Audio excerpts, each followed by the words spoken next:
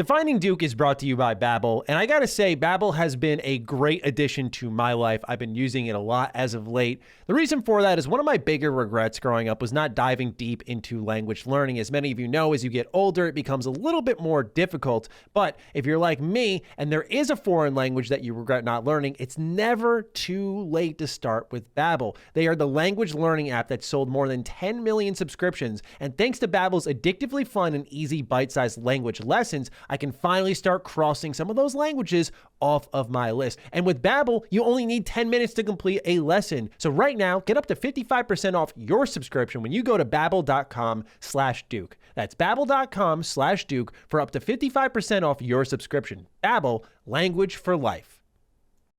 Defining Duke, an Xbox podcast, is brought to you by, well, you.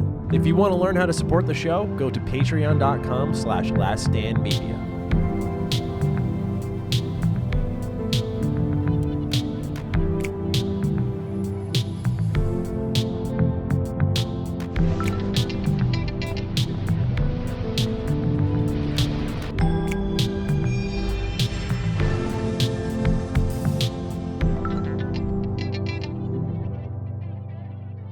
Salutations, everybody. It is Matty here today, and welcome to episode, not 20. Weird. I was way back in the past there. Episode 90 of Defining Duke, an Xbox podcast. Carrick would have shown up out of nowhere. This is going to be a good one. We got a lot to go over. As always, I am joined by Ichiban lover himself, Lord Cognito. Ichiban Kazaga, we gotta talk about it. Yes, we do. We gotta talk about it. Yeah, doing good. I mean, long day, but back in the realm of the Dukes, and I know we're gonna do some promo for Ultimate and stuff like that. Had it fresh off a really good one. But ready to talk these topics, man. A lot of spice today. There is indeed a lot of spice in this episode, so I want to put some sugar on top, some sweetness. I want to thank everyone. I noticed while I was going through a lot of the write-ins here that a lot of people kind of moved through the show with us. Like, obviously, Yakuza has been a hot topic. And I noticed a lot of people writing in about it, whether it be for Like a Dragon, or they've started the series because of Cog's recommendation, or they've gone back to zero. And I just like the idea that the audience is really engaged in what we're doing, and they're playing what we're playing. It's never gone over our heads, but I just wanted to, send a quick thank you. I know I ribbed the audience a little bit more than I probably should, since technically this isn't my audience. Like, I can do it on my own channel, but I like to have a little fun. But I wanted to just extend some gratitude, extend some love for y'all supporting the Dukes. And thank you. Please do keep it up. We appreciate it immensely. No, big time. This is probably one of the most engaging communities, that I've been a part of. And they truly latch on and hold on to everything we say, which is a good sign. There's one, man. There's one. I know. Yeah, there's one that's got a timestamp and everything. I'm ready. I was like, I'm ready for it all. All right. So with that, if you are new, you're interested in supporting this show, we are over on patreon.com/laststandmedia.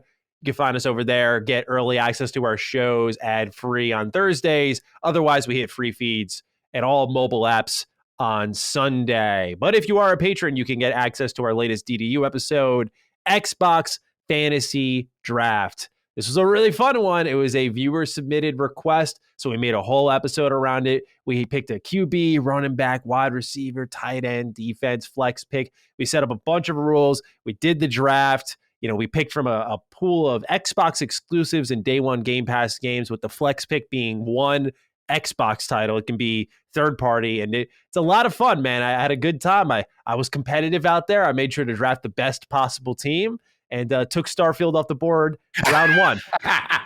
Look, man, you were on a game. I have to give you a lot of credit. You were not playing. It was a very fair start. I was scrambling. I was on my heels. I was trying to get it back together. So I felt I finished strong, but I definitely felt you started strong out the gate. I was like, oh, this is going to be tough. Forza and Starfield, that's like a guaranteed 90-90 on the Open Critic. I mean, that's dangerous. That's dangerous. Man out here with this Forza love. But he tried to win, man. He was trying to win. I respect it. I got to put more respect on my name. I got to earn it back. I got to take some wins here. I love it. Anyway, that's on Defining Duke Ultimate, Patreon exclusive episode. So please do check it out. It's a lot of fun.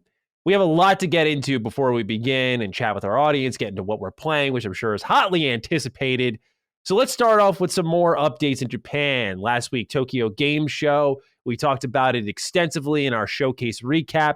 Phil Spencer, Sarah Bond did a lot of interviews talking about Japanese games coming to Xbox. Hot topic here on this show has been Final Fantasy XIV, the most popular MMO on the market, and Xbox has pledged to bring Final Fantasy XIV to their console, despite, and I learned this through my research, pledging to do so in 2019. They have done this in the past. Phil's exact quote was, "We certainly announced that," then he laughed. "Naturally, we haven't given up yet. This is a commitment from both Microsoft and Square Enix to gamers, and we will continue to coordinate our efforts." We buying in? 3 years later, they're still trying. There's still a commitment. We haven't given up yet. I'm calling a little bullshit on this one. I'm going to be honest. I don't know who's the roadblock here, but someone's not trying in this relationship. Yeah, I have my theories, and we're going to go on to who I think is the problem here. But look, the fact that they're reiterating it is very interesting. You know what I'm saying? I find that normally, you say something and then you kind of dodge it. You don't want to talk about it really ever again. They're like, no, we still want that on the platform. So, yeah, I have my thoughts. And right now, I'm not really on Team Square Enix right now. I'm not even going to sugarcoat it, and we're going to get into why in detail more. Yes, absolutely. There'll be a frequent topic as we progress. Yes, but for now, as we know, recently, Bonnie Ross was pushed out of 343 Industries. They've restructured the leadership, and we are starting to see the impact of that. Master Chief Collection. We talked about this a while ago, how they were going to add purchasable Spartan points to the game. This was a bad thing, and a lot of people told us we were overreacting. Indeed, I don't think it was, because the new leadership has already reversed that decision, and they have stated on a Halo Waypoint they are no longer pursuing purchasable Spartan points. Very good news indeed. Welcome news. They have realized they don't need more bad news, so don't add these stupid microtransactions in. Yeah, it's part of the makeover. It's part of that. Let me tell you, the North Star makeover. It's going to be slow things, small things at first, like this, and then little updates here and there, back end stuff, and then we'll start to see that major stuff. But yeah, good on them, because they right now you don't need any negative news. You just don't. Nope. This was cool. We talked about them when they were acquired by I am forgetting their name, Embracer Group, Limited Run Games. They have said that their Carbon engine, that they through that they were able to play PS1 games on Switch. Now, for those who don't know what the Carbon engine is, Limited Run's own website defines it as a development tool that allows legacy content to be easily ported to modern platforms.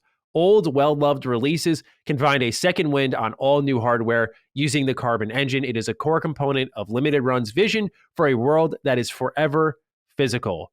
So this is progress. And again, the reason this is important to note is, when you're Embracer Group, you own a lot of old IP, and you have the Carbon engine. You have a lot of teams that can do whatever. I do think this is going to be a key part of their plan, which is going to be porting old titles, old IP forward. Deus Ex, I think Tomb Raider is going to get the rub a little bit, so on and so forth. I think they got Legacy of Kain. You've talked about that, Cog. I think they're going to you're going to see a lot of remasters coming from Embracer Group for sure. Bring them PS1 joints, man. That's where my baby resides. Yes, Victus. Love me some Legacy of Kain. Yeah, we get a lot of write-ins about that whenever you say that. So I'm sure you sent a couple people berserk. Yeah. All right. We have to talk about this one.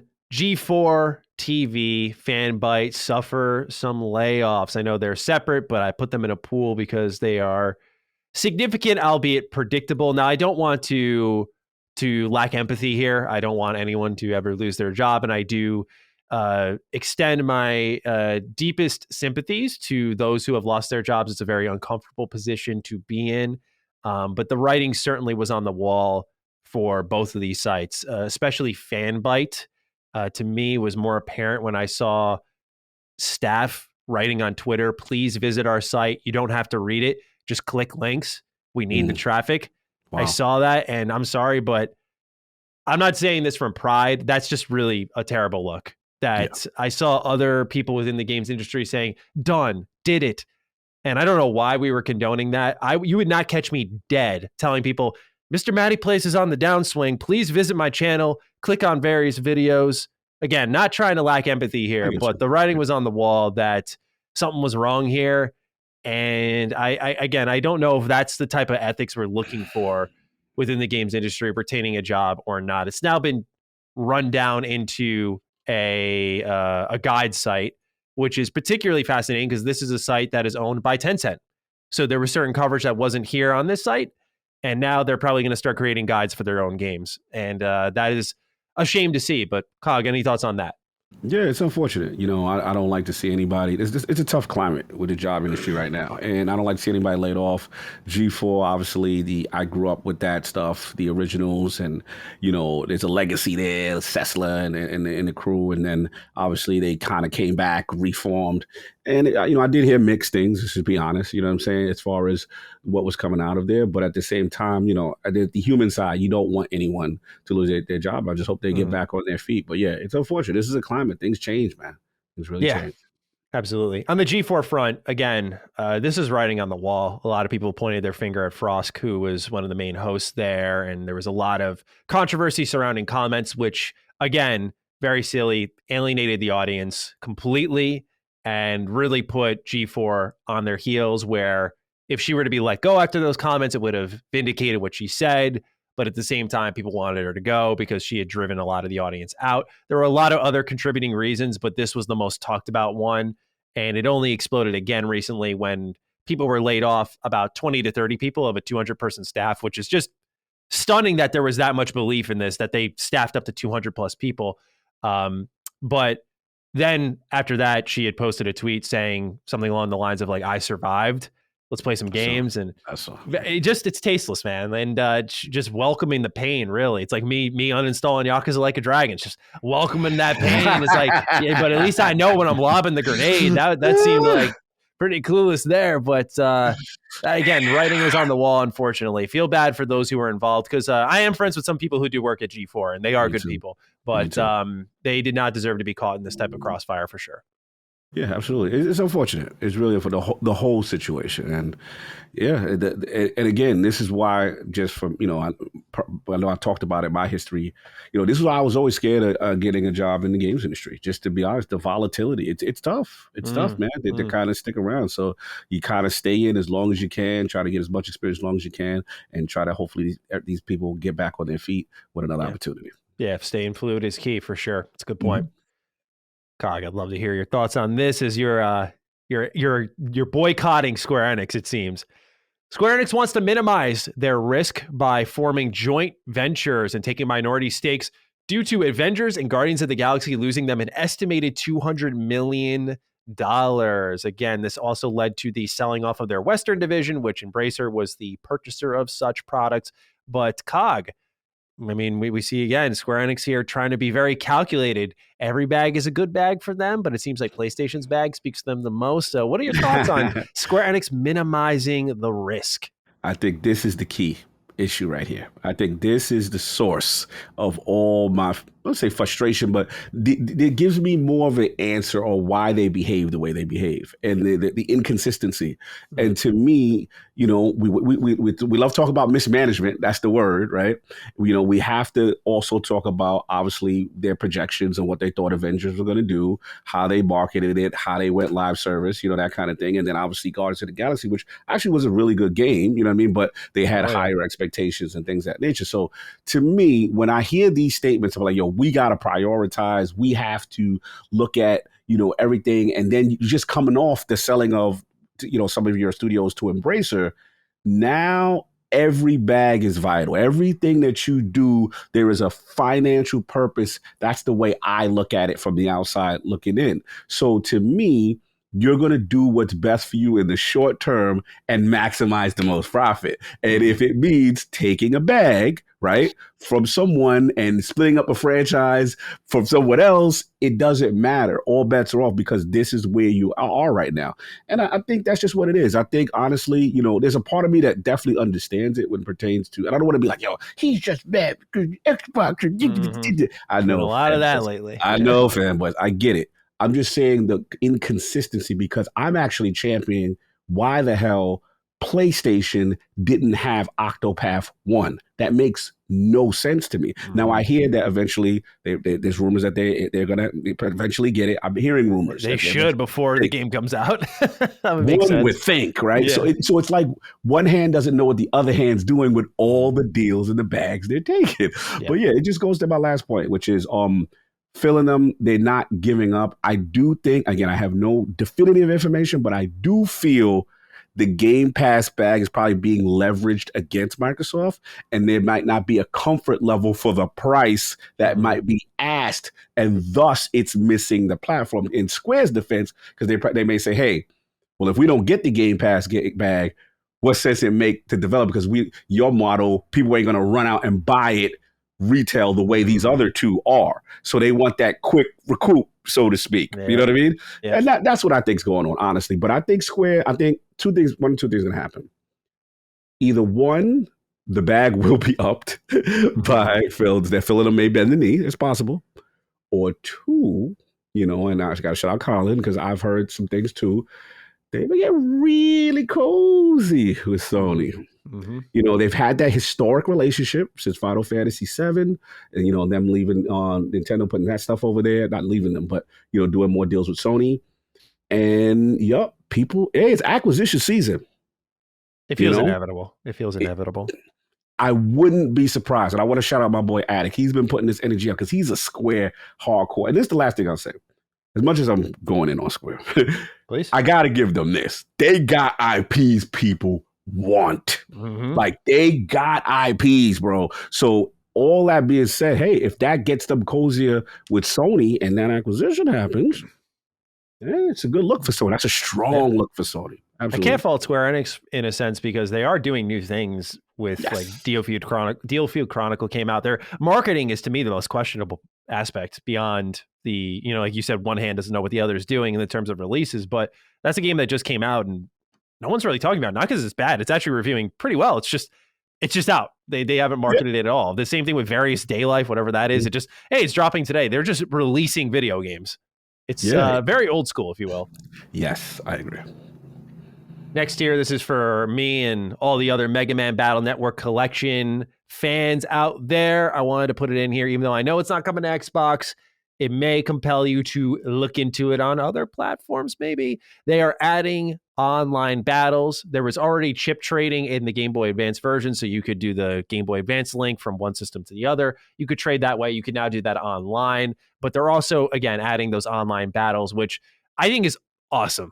And I just love that they're adding to the game and keeping that part of the experience alive. That was one of the big questions people had because you used to have to buy both versions. You had to buy, for example, just like with Pokemon, you buy red and blue. In this version, you'd have to buy Battle Network White, I think was for $3, and then Battle Network Blue for $3, and to get all the chips and have access to everything.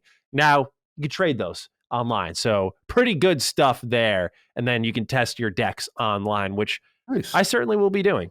That'll be nice. Yeah. Shout out to the Mega Man squad, no doubt. Hell yeah. So my boy Bontis, big Mega Man fan. Gotta shout him out. Huge. That's my guy. Oh yeah. Aragami 2.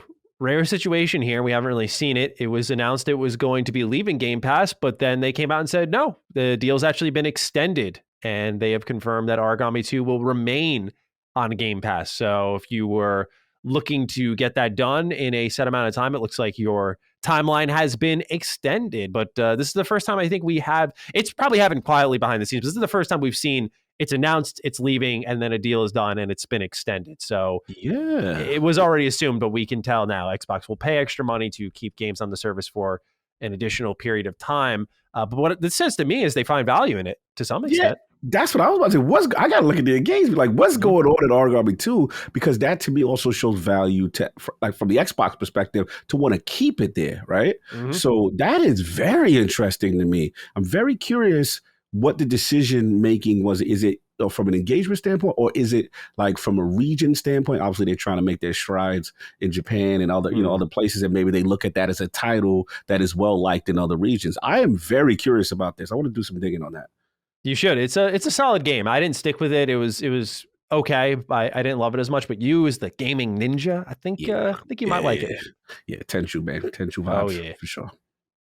This one is a bigger deal than I think it's getting a lot of credit for, especially for our PC listeners out there. EVGA They have been a partner with Nvidia for a long while, helping them manufacture graphics cards.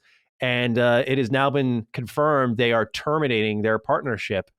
So what this means is that EVGA is ceasing all future graphics card operations. They're going to sell the rest of their stock throughout this year. But the reason they cited this, which is quite interesting, is disrespectful treatment has led to them terminating the relationships. They said they grew frustrated as Nvidia would allegedly reveal important info to the public at the same time as EVGA. However, they are now going to reallocate the resources and focus on other aspects of production, and apparently no one's losing their jobs over this, so they're just no longer working with Nvidia.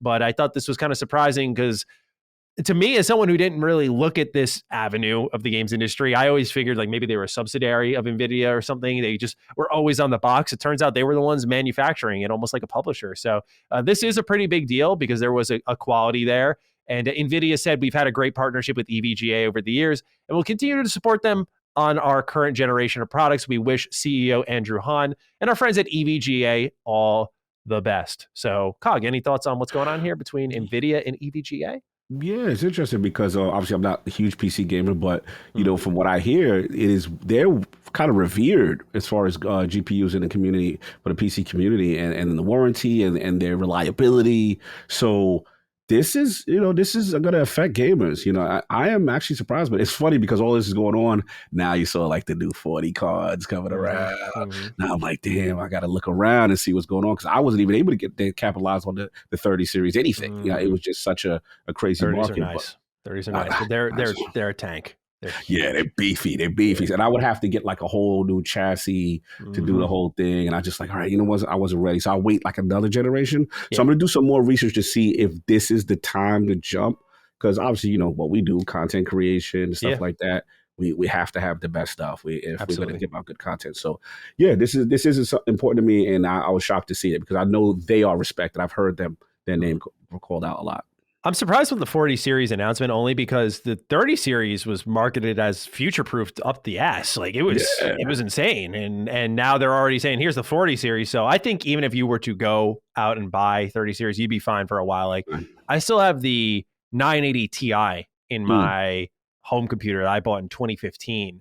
Mm-hmm. And while that thing is on its last legs because it's coughing up dust now, it is still going. I can still play current games on it. Nice. Games, you know, obviously I have to put the settings on medium, but it's still hanging in there. So these graphics cards are future proof. So if you, just on a side note, we're looking into the 30 series, you will still be okay. Bro, I've been rocking like barely. I ain't even on 1080. I got to step my thing up. You know what I'm saying? So it's time. Got to fix it. Exactly. I know you're playing this game this week, Cog, and I'm excited to hear your thoughts on it, but Cyberpunk 2077 enjoying a bit of a resurgence here. They have confirmed they've seen over 1 million total returning and new players this week. Granted, we were recording this on Wednesday, so we don't know if by the time you're hearing this on Thursday or Sunday that this will still be the case, but it is having a consistent player base return and a lot at that. Obviously due to the launch of Edgerunners, but also because it is damn good. So, Cog, how are you feeling about Cyberpunk enjoying a bit of a bounce back finally? I'm happy, man. It's so cool to see. You know, it's easy to dogpile, and rightfully so. They needed the smoke how they came out. But like to see this slow but steady turnaround, and now Edgerunners and seeing people excited. Like it's okay to talk positively about Cyberpunk again. Like it's kind of cool to see. So I'm pulling for them, man. I always got a little love for CDPR, man. And I'm pulling for them to keep turning around. But I'm with you long term. Like I know we're getting the expansion, but I'm like, damn.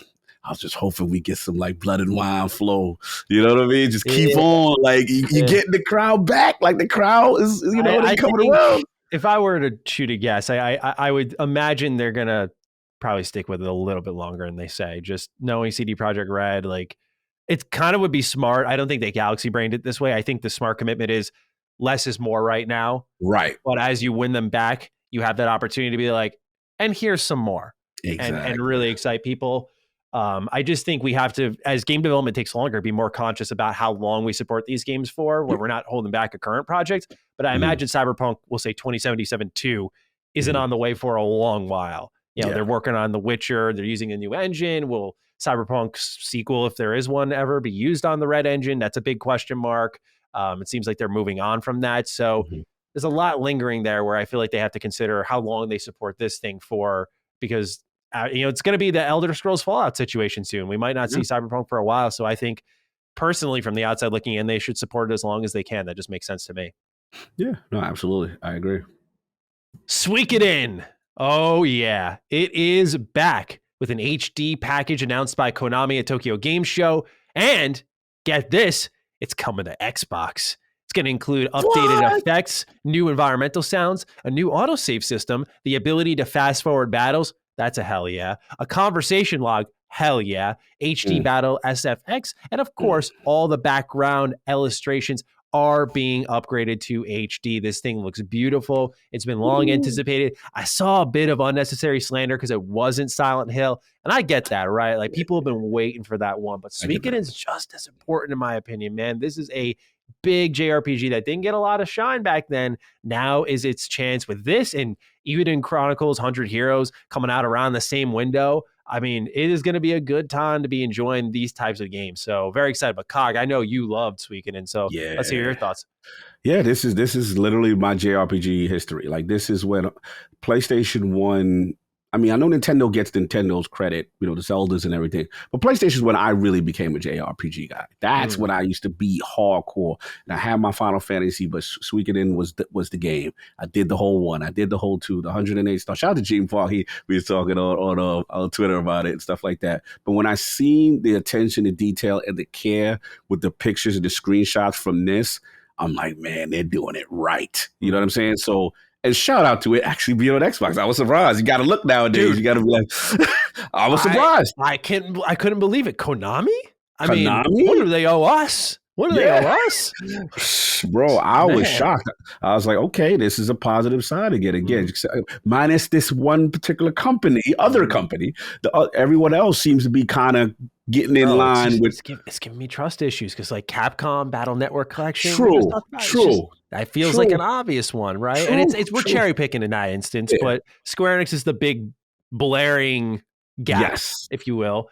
But I mean, it's just like, you're right. You just always got to check and look for that Xbox icon. It's like, you can't get excited until you see the icon right there. Same thing with my I was like, yo, I was scared. I was like, yo, if PlayStation locked this joint down, you know what I'm saying? Like, bro, not that it's a bad thing, but it's just like, you really, as an Xbox fan with Japanese games, you really got to look a discerning eye at the end of the trailer to see if your console is listed. It sucks because it almost eats at the back of your head while you're trying to get excited. You're sitting there like, I don't want to let go yet. Like, what if it's not what I'm looking for here, Bro, so we saw with Ronin, like Rise of the Ronin, you know what I'm saying? Like, it's that kind of energy. But it is getting better. But yeah, good point. Fantastic addition. Suikoden, man, I'm excited. This is my childhood. This is a great game. I think shout out to Dustin too, man. I saw him pick up like the old one. Oh, he did? Yeah, he picked up I saw him pick up like the physical from back. Yeah, so he's getting his little retro rebound on. You know what I'm saying? Yeah, so it was good. It was good to see. So I see people need to play this game. Yeah, I have it on my Vita. Who recommended it? I don't remember who did, but I have it on my Vita, and I played a couple of hours. I was in college, though. I wasn't ready for this game, I don't think. I don't think I was mentally ready for the complexity, the large roster, and especially now that my adoration of JRPGs and RPGs in general is at like a high. I think if I went in there, I'd be blown away. But now it's like, do I wait? I gotta wait. You gotta wait. I feel you gotta wait because if you're gonna do it, get it with the extra trimmings. The turbo mode is the big thing, man. Some of these battles in these old games can take a while, and I love that a lot of these companies are catching on that. It's just a good option to have that you can just fast forward through some of the fights. Ooh, and great timing with Ayuden coming out. This is a perfect time. They did it right. Yep, absolutely.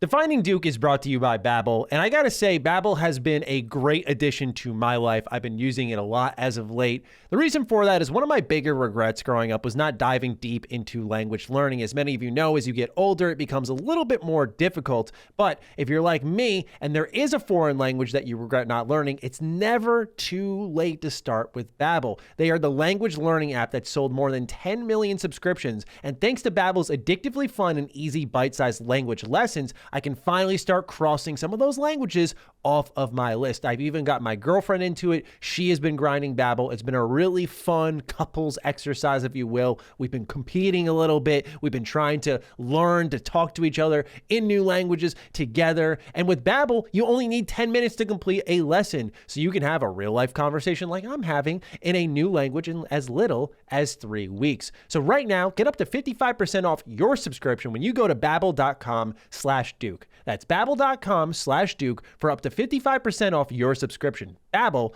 language for life. All right, little drama here. YouTuber Dan Allen Gaming may be familiar to some of you, may not be, but this goes hand in hand with a insider that's been making the rounds on Reddit for the last couple of weeks, aka TheRealInsider.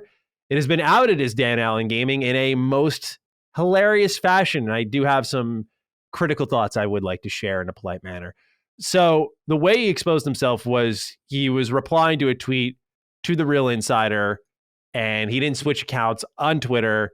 And so he replied with Dan Allen Gaming, deleted his tweet, shut everything down. Then he apologized, exposed himself, confessing like it was me.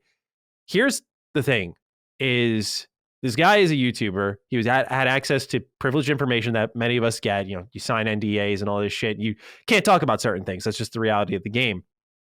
And he was breaking contract, going under another alias, leaking this information, all for clout. And it was interesting to see because I saw Jason Schreier pretty involved in the unearthing of what was happening here with TheRealInsider. Because there was at one point something that he got right that Jason was wrong about. And I think it got a little personal there. And I don't know how to feel about that aspect. But at the end of the day, we're talking about a guy who's in a position, say I am in. I'm a YouTuber. And in general, it's hard to claw your way into this industry no matter what angle you take. You get access to this privileged information. There are thousands of people who would love to be in your spot. And you choose to chase clout under an anonymous alias. It is one of the most mind-bogglingly dumb decisions that you can make. I just can't wrap my head around not recognizing the blessing you have, throwing it down the tubes and saying, yeah, it would be cool if I was the insider guy, which, by the way, by all technicality, all of us would be insiders if we started breaking NDA. Just really, really stupid decision making here. So hope he's got a lawyer. He's probably in a lot of trouble.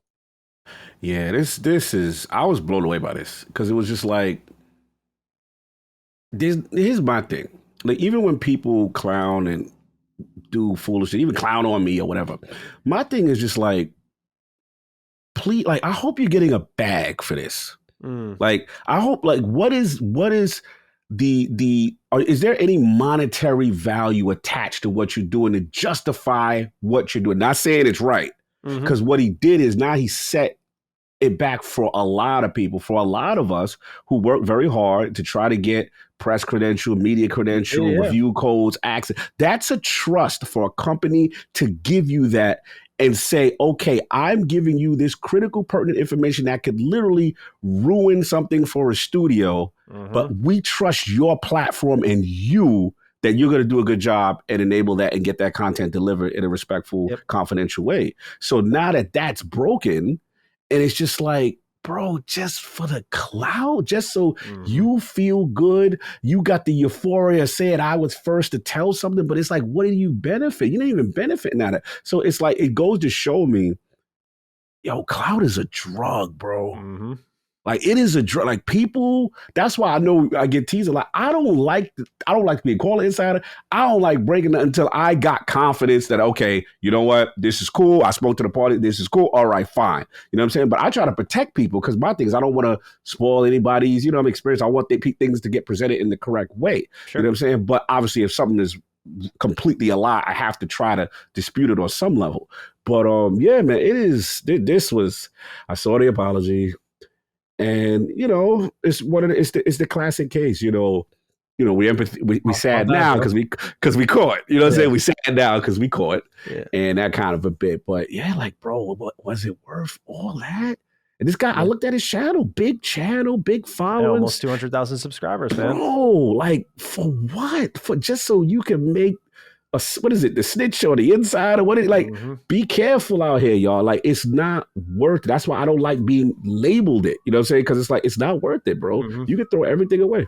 Dude, that's why I said to people, like, I'll share information when I have it, but the reality is I don't want to build my career off of leaks. I've said that time in, time out. That's why I get kind of annoyed. Not I take it personally, but I'll get annoyed when people are like, oh, he's a YouTuber. Like, why would you believe his leaks? It's like, I specifically make it where, like, you can choose to believe it or not. Just when I share stuff, I know it's going to be accurate because I never do this type of shit. I'm not interested in becoming that guy. Like, where people listen to me more because I might have a little secret. There was a period of time, though, because part of the reason I also don't want it is I remember when I talked about, it was before Star Wars Day last year, and people for some reason thought I was privy to a lot of shit, and I never posted that way.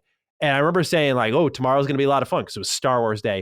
It was 2,000 plus likes, tons of retweets, eye emojis. I'm like, yo, I was just excited for Star Wars Day, man. But man, vagueness is deadly, and from there I become helplessly analytical now. So, but here's the thing. I hate to keep dwelling on this. The thing that I'm so confused about is that the secondary account that is created for this alias, how are you benefiting? I just don't, maybe it's something I don't understand. Maybe there is benefit and I'm not seeing it. If I could psychoanalyze from afar and just shoot from the hip here effectively, no confidence, man. Like, you don't feel like you're getting the rub on your channel. You don't think you're getting the attention you deserve.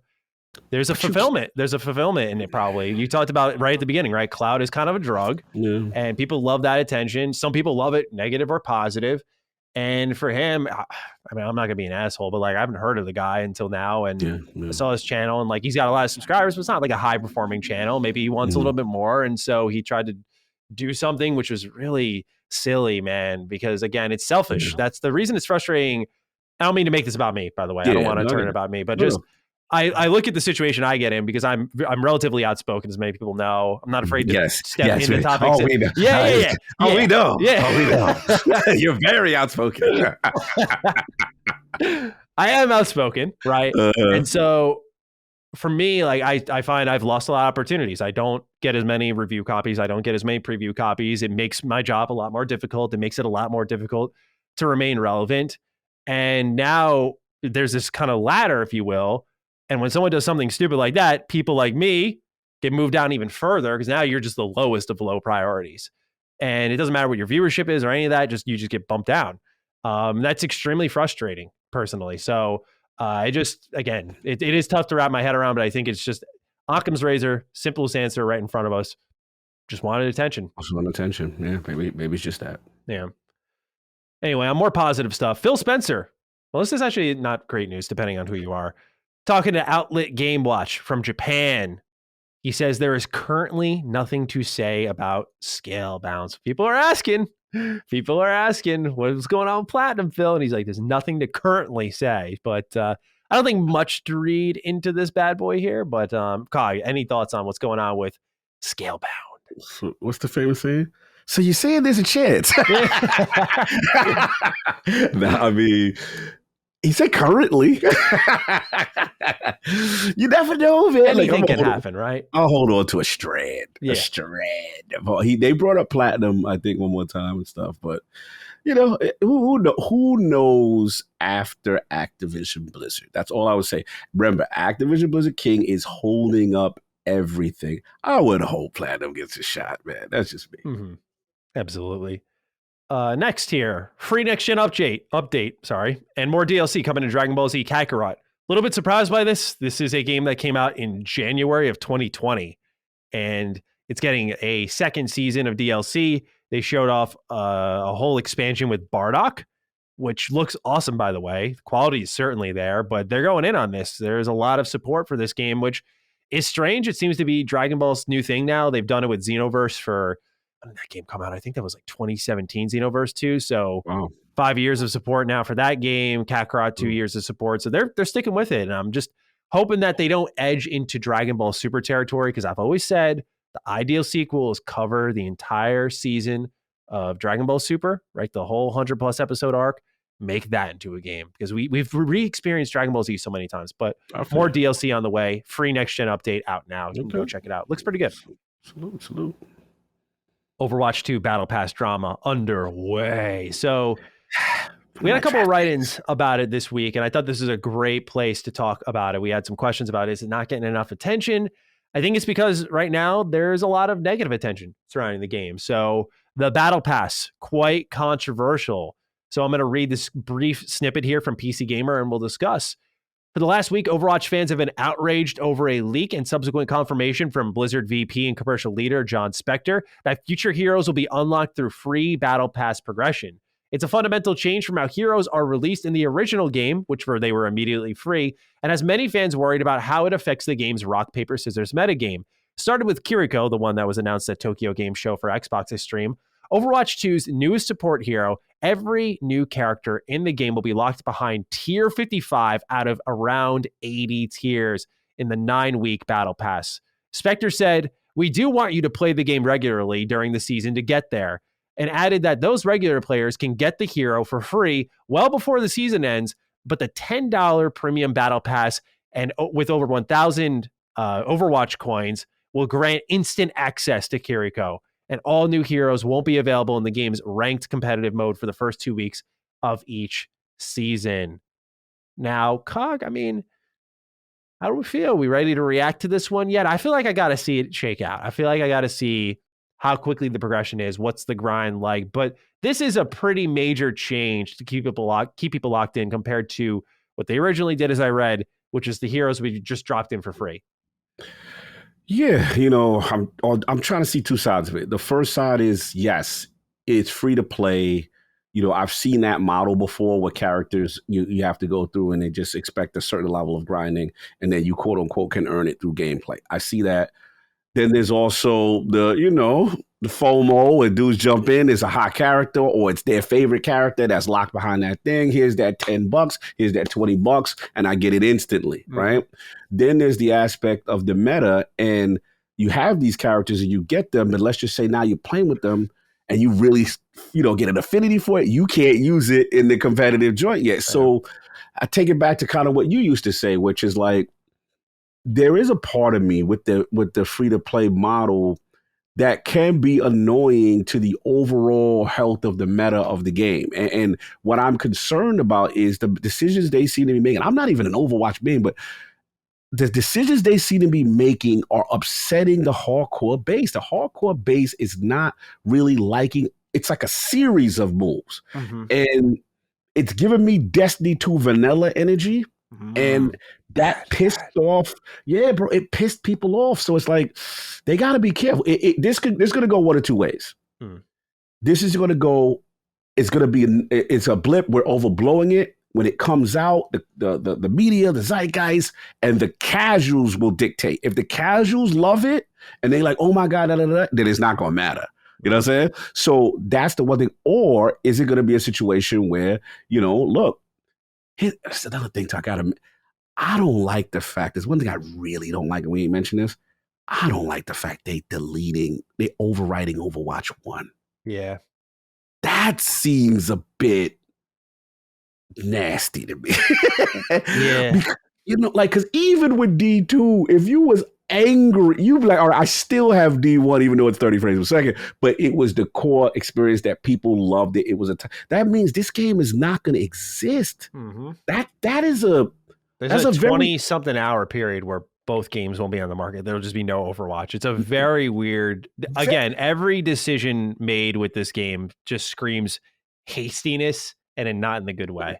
And heavy-handed. And it's just like, why? It's like you are trying to dictate to the gamer, no, this is Overwatch. This is how it's always going to be. You can't go back. Because you know what that tells me? There is a fear that if this doesn't succeed, that the base will go back to the original, and they're trying to be a little corporate selfish. Let's keep it real. Like, why are you? I've never heard of this. Maybe it's not unprecedented, but I've never heard deleting the game out of existence, or overwriting the game. That is wild. So we will see. I like the new character design. I'm gonna play it. I'm still excited for it. It's funny because this is my really first foray into like going into it hardcore, like, yeah, I want to see. And now everybody, the hardcore is like, we don't like it. I just, again, this is why they should, I don't know how you can have an Overwatch 2 when an Overwatch 1 doesn't exist any longer. You know what I'm saying? That's kind of problematic in itself. So very strange decision making. Very strange. Yeah. Next on the list here, Logitech G Cloud fully revealed it's coming out October 17th with Xbox Cloud Gaming installed on it. It's retailing for $350, but you can get it right now for $300 if you go to the Xbox Newswire. It features a full 7-inch 1080p screen, 12 hours of battery life. It's lightweight. You can play your AAA games. No local play, though. All streaming. Keep that in mind. Right now, we're talking about a console that's retailing for around the price of a Switch OLED, around the price, depending on what model you're looking at, of a Steam Deck. And to me, Cog, this is a miss. I'm not really interested. I just, again, that no local play is a huge factor. And we're charging the same price for much more competitive products. I think if we were going for $200, this could be an easier buy-in. But it is significant that Xbox is making it known, like, hey, we're there day one. And their article is titled, Play Halo Infinite, Deathloop, and more with Xbox Cloud Gaming on the Logitech G Cloud handheld. So they're really pushing this. They're fully integrated there. This is important to note because that wasn't the case with something like the Steam Deck, where that requires a lot of moving behind the scenes, getting into the console commands to do. And once you do it, it works great. That's how I played a lot of Yakuza Like a Dragon, and it was fantastic. But it does take some initial setups where this is out of the box, which is cool to see. That's a step forward. So maybe that's a sign of things to come for the Steam Deck. But Cog, I'm interested to hear your thoughts on the Logitech G Cloud.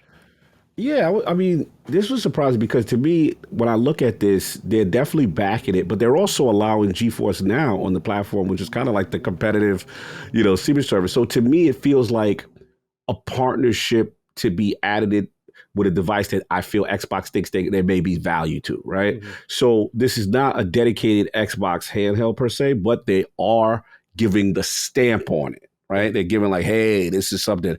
Price point is a bit high for a streaming only device. I mean, 300, no local, nothing. The question is, who is this market for? That's my question because, selfishly, me as a gamer, the device looks cool. What it's doing is cool, but I don't know at that price point if a cloud only device, like, why would I stop using my Kishi, unless it's one of those things where you just hate using your personal phone and you're like, okay, I want a dedicated stream device. So I guess there's use there, but I'm dying to know the analytics on the market. Is it another region? Is it, maybe that's what I'm not seeing. Maybe it's like, okay, if you look at the regions holistically and the streaming is really big in these other regions, would a device like this truly move? And that's the question. I don't know. I will give them credit in the sense that, when we saw the Fortnite numbers, I mean, the engagement and what was going on, that was very staggering to me. Like, it was like over, 300%, some astronomical, cloud streaming numbers. 1,000% or something like that. Yeah, it was insane. So maybe it's a play where they're looking at analytics and say, okay, in these regions, these are where we got that increase. Let's push this device. I have to see. I'm not a business person, but for a Cog, that's not the device I'm running out to get to. I got my Steam Deck. I'm good. Give me that local solution, though. Thank you. Yeah. Local solution would fix a lot of things here. This would be very competitive if it were local enabled, but it is not. Yeah. Last thing before we get into some write-ins from the audience, Sean Layden heading to Tencent as a strategic advisor. This had leaked over on his LinkedIn. He had confirmed it on his Twitter account. Sean Layden's been very outspoken about where our industry's heading and how it's not sustainable. This man was a part of the golden days of the PlayStation 4, one of the best generations that PlayStation has put on. He is now taking his talents to Tencent. Phil gave him the congratulations. I don't know how I feel about all this handshaking over Tencent, man. This is very interesting to see, but Sean is over there now. Cog, I know you've particularly always been enthused by his thoughts. For me, I've always felt he's a little out of touch, if you will. But I'm curious what you feel about this move for Sean Layden. Look, Sean Layden's a legend. I'll give him his flowers. This shocked me, though. Mm-hmm. I didn't see this coming. I'm mixed, man. I'm mixed with it because there's a part of me, of course, you want the man to do his thing and he's a pioneer and he'll clearly give them tons of experience. But then on one hand, he's talking about the epoch of of being against consolidation. You know, I'm Lord Acquisition, so I wanted to hear why, you know, kind of thing. He used to say these kind of things, and he made valid points, you know, as far as diversity in games. None of the stuff he said I felt was out of pocket. I felt there were valid concerns, but then you go sign with that team. And all they're doing is acquiring. and I'm curious why the philosophy changed, but I have a theory. Remember when we talk about them bags? You know what I'm saying? Like, listen. I mean, money talks, right? That's the ultimate. At the end of the day, money talks. And I can sit here and say, listen, he's got to do what's best for his family. I hope that the situation allows him to have the creative control he wants. I'm very curious how, you know, he's going to be strategizing with them. Obviously, they're looking to come out with a cloud thing. Remember, Tencent's looking to make a cloud console kind of a thing, you know, device. Yeah. So is he spearheading that? It is very strange to me because this is a person that I didn't, philosophy-wise, see doing that. Hey, we got to keep our eyes on Tencent, man. This is, bro, this is an aggressive move. It's an aggressive move because this gives them. This is not a cheap guy to hire, right? Like, so this symbolizes they're going in a very particular direction. They want that guidance. This is an industry veteran with tremendous leadership and will give them an American face that is respected to move in rooms and get things done. They're not going away. This is serious business. Wow. I was shocked by this. Yeah, cannot overstate the importance of this. So we will monitor closely. We talk about Tencent whenever we get the chance to make sure that we're not ignoring coverage of it, and we'll continue to do so. All right, time to talk with the audience a little bit, or associate producer Ben Smith, perhaps. He had a write-in. He DM'd us and said, don't feel like you have to use it. We're like, Ben, you never write in. We're going to use you just like I do with the audience. When I see a new name, I'll pick that over the familiar name just to keep the balance. So Ben writes, hey, Metal Matty and Cog. Metal Hellsinger came out on Game Pass last week, and it's probably my favorite game of the year so far. Yes, I think it even tops Power Wash Simulator, but only barely. As a metalhead with a deep love for FPS and rhythm games, it feels like it was made specifically for me. I have all the achievements in the game except for one, die 20 times. My question is, should I go and be a demon sponge and die until the achievement pops, or do I leave the achievement undone for some achievement-related big demon energy? Have you guys not been faced with a similar decision about whether or not to pop an achievement or not? Side note, if there was a platinum equivalent on Xbox, there's no chance I'd leave it undone. I'd shot a demon, but I can't unshoot him, or I can't shoot him until the beat drops kind of day. I don't know if I could do this even if it were an achievement, right? I just feel platinum or achievement-wise, I feel like you gotta finish the job.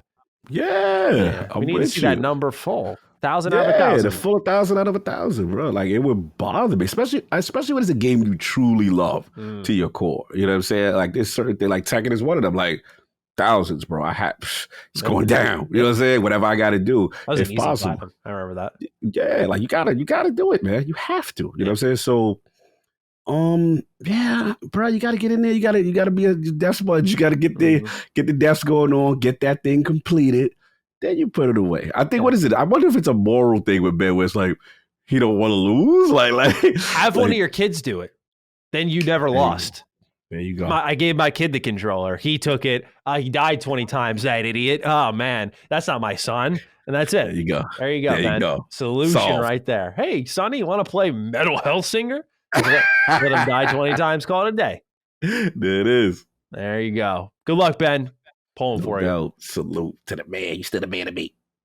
All right, we got a lot of questions from the audience, so let's keep pushing through. Walter Boley writes in, yo, Dukes, just wanted to write in and ask Matty if he'll be diving back into his 2021 Game of the Year, Deathloop, after it hits Game Pass this week with a content update. I personally can't wait to jump back in. Thanks for the content, dudes, and have a Tekken 8 and Street Fighter 6 look great. Can't wait to see the Killer Instinct sequel kind of day. Certainly now would be a great time for the big KI to come back. True. It needs to come back. Tekken's outside, though. And Street Fighter. Street Fighter's outside, too. Absolutely. Really looks really good. Absolutely. So, Matty, that's the golden loop for you, sir. Golden loop for me. You go golden it up? I'll politely pass, but it's not because I don't like it. I did look up the ending because IGN had posted it. It was on my sub feed, and I thought, I really don't think I have a craving to go back to this. Let me just see what this is about. I will let people know this. I have the spirit of fairness, even with Deathloop. This is a much improved ending. It is still not going to fix the issues I have with the gameplay, and there's still some missing pieces of the story, but this does show things I was looking for in that initial ending. And when you beat it, Cog, I will tell you, or you can look it up, where it actually ends versus what they've added on. And it does feel more complete. It's only like 2-3 minutes, I think, but it is a significant 2 to 3 minutes. So I will not be playing it, but I will say that Xbox fans are likely going to have a more positive opinion than me. So to those who waited, Cog, congrats. You're going to have that ideal experience, I think. Yes. Looking at the back-to-back game of the year for you. Paid off. Yes, sir. Anyway. The man with the Sand Devastins are next, right? And are we going to get a Cyberpunk Edgerunners spoiler cast? The answer is yes. The Dukes will be handling that. So I just want to make sure that was clear. We got Cog on anime duty. Excited for that one. And I've been watching, and it's really good so far. So we will certainly be talking. All right. Derek Wachter, I wanted to shout him out. Just again, I've given Deathloop a lot of slander, so I want to make sure I share the positive energy too. Respect that. Right. Hey, Dash and Dukes, just want to say Deathloop will be better on Xbox. Much love to y'all. So y'all go out there, enjoy it. Please write in with your thoughts. I'm curious to see who's with me on this island and who's not. And of course, Cog, I cannot wait to hear your thoughts, my friend. This is a good one for you. I was very curious on your answer. Omar Rosa writes in, Muscle Milk Matty and Kettlebell Cog. Love the show and all that you guys do. Cog, with Matty and Colin creating their own games, do you see yourself possibly making your own game in the future? If so, what type of game would you make? Maybe an Iron Lords game? Listen, man. Oh, shout out to Omar.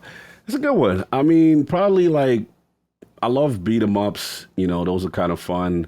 But I mean, I am Lord turn-based, so one of the things we used to do as a crew, and shout out to Sav, about to say something that he absolutely hates. He's the only person in the crew that hated when we do this. So we'd have the whole crew over, 2 separate rooms, 2 TVs each, joint. And like when I found XCOM, I became infatuated with it. And it's like the PlayStation version you have of defense. So I would literally edit and create all the crew. I'm like, that's King, Cog, it's me. And then they'd be like, yo, move me over there and then put me on Overwatch. And then we do the missions where everyone controls their character. You know what I'm saying? And they put this on. And then somebody, and back in that XCOM, if the body was down, you could put the body in the backpack. Get me back to the ship. They do to get the medicine or whatever, the resuscitation thing. So it was a thing. Soft hated. All these years I never knew he hated when we did this. We spent hours.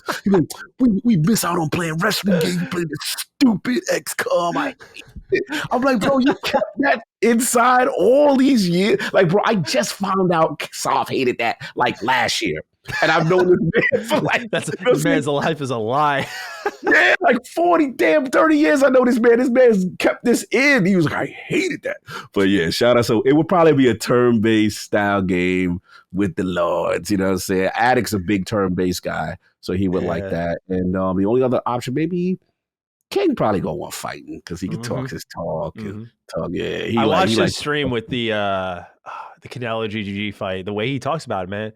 Knows his stuff. Not that I doubted it, but yeah, he's experienced. Box, very experienced. He used to be with a lot of fighters. King's knowledgeable, man. When it comes to the fighting scene, few and comics, no one like with historic. Yeah, no one knows about it. So those would probably be the genres I would roll with. I love that. Hopefully one day, man. That'd be cool. Yeah, you never know. I mean, right now I'm listening to watch the legend do his thing. He's actually making the game. That's what I want to see. Yeah.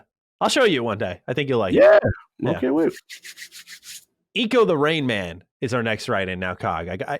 We got to sometimes answer the bell here, right? And I think I don't like to be the guy who reads these ones out, but someone's time-stamping you, quoting you, and I feel it's only fair with all that research that I present the argument and you state your defense. What's poppin', rap detectives? I got smoke for the both of you, especially for my fellow shinobi in arms, Lord Cognito. I'm curious to know about the hype you guys dropped on Soul Hackers 2 back when it was announced.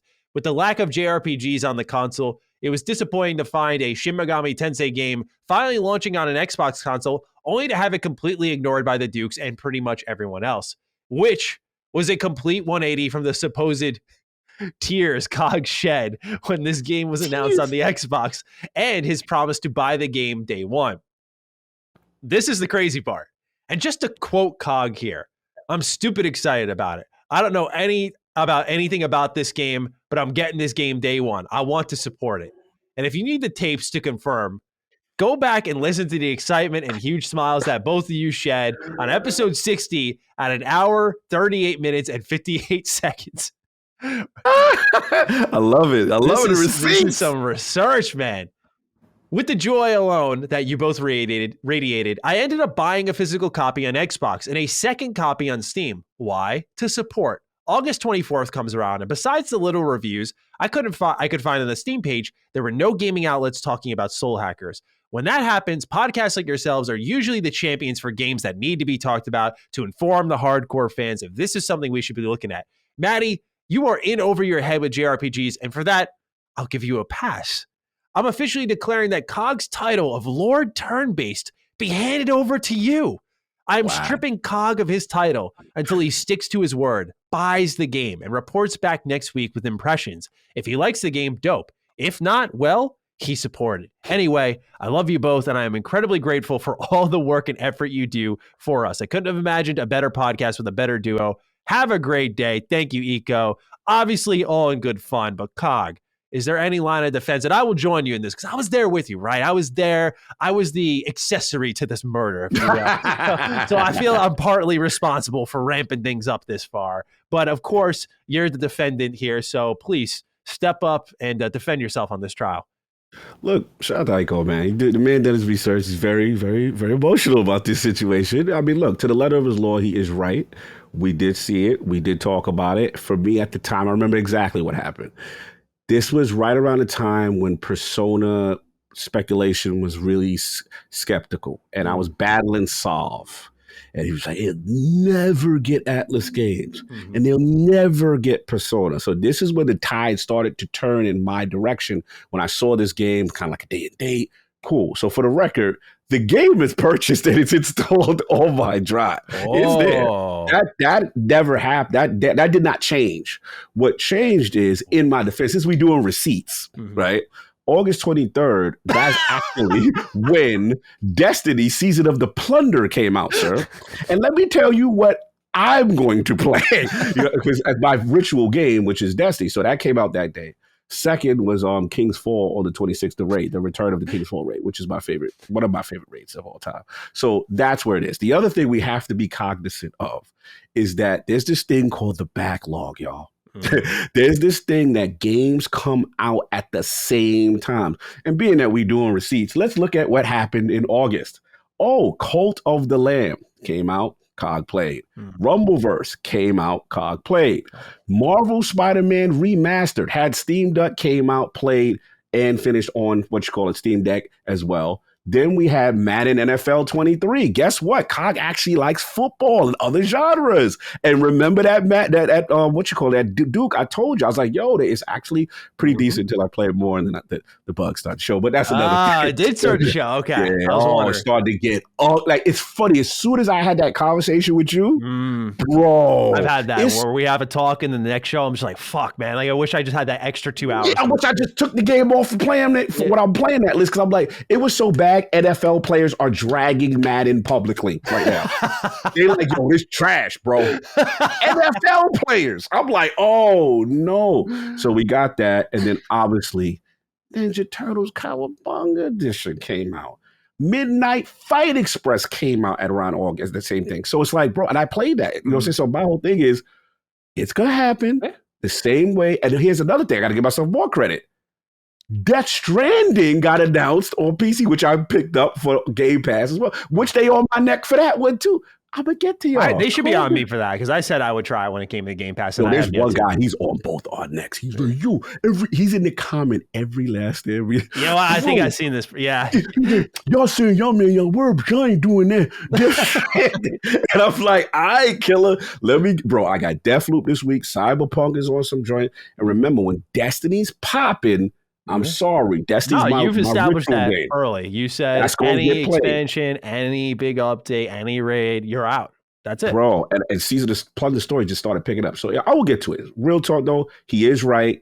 Soul Hackers, I'm going to play it. It is purchased. It is on the hard drive. I'm going to get to it. But just calm down. Don't take my title, bro. Don't come for the you can't lose that title. God. Nah, you cannot. You cannot lose it. I'm not worthy. But for me, I honestly just, as he said, I've been playing a lot of JRPGs. So it's not like I've been sleeping on the genre, but I just, as we got closer to the launch, I wasn't feeling it as much. It just, I felt like, I'm not going to say it is this, but it looked and felt like poor man Persona. And I was like, you know what? Me and my elitist suite, I think I'm okay. And I continued to play Trails. I played Xenoblade, all that stuff. So y'all know the amount of JRPGs I stumble into. So it's like every week I got a new one I'm talking about. It. I love this genre so much. So it is one I want to get around to, but I will be buying it for Xbox. I just think this has become more of a Black Friday sale pickup rather than a game. Because again, when I try to get review copies, this was one, by the way. I talked about this earlier, so there's no association. When I try to get review copies, sometimes you just can't get them, and I have to just wash my hands of the game. I'm like, okay, I'm not going to be able to cover it. It's already a niche game that I was trying to bring attention to. It's going to be even worse performing by the time it comes out with some type of review for a long game. I'll just wait because now I have the opportunity to enjoy it at my own pace, which is rare. So I'm just like, all right, I'm just going to take advantage of that moment. Yeah, and then the other thing is, in my defense again, Naraka Blade Point came out towards the end of top of August. Bro, y'all know how I was getting down with that. It was just a month that was crazy. But bro, I got you. Relax. Your boy got you. I think what matters is you bought it. Not that I thought he had you, but like you bought it, and that's what I think ultimately you supported. With these Japanese games, bro, I'm so proud of Xbox right now. Like, I know it's not perfect. There's gaps, there's holes. But like, I haven't seen this energy since the 360 era.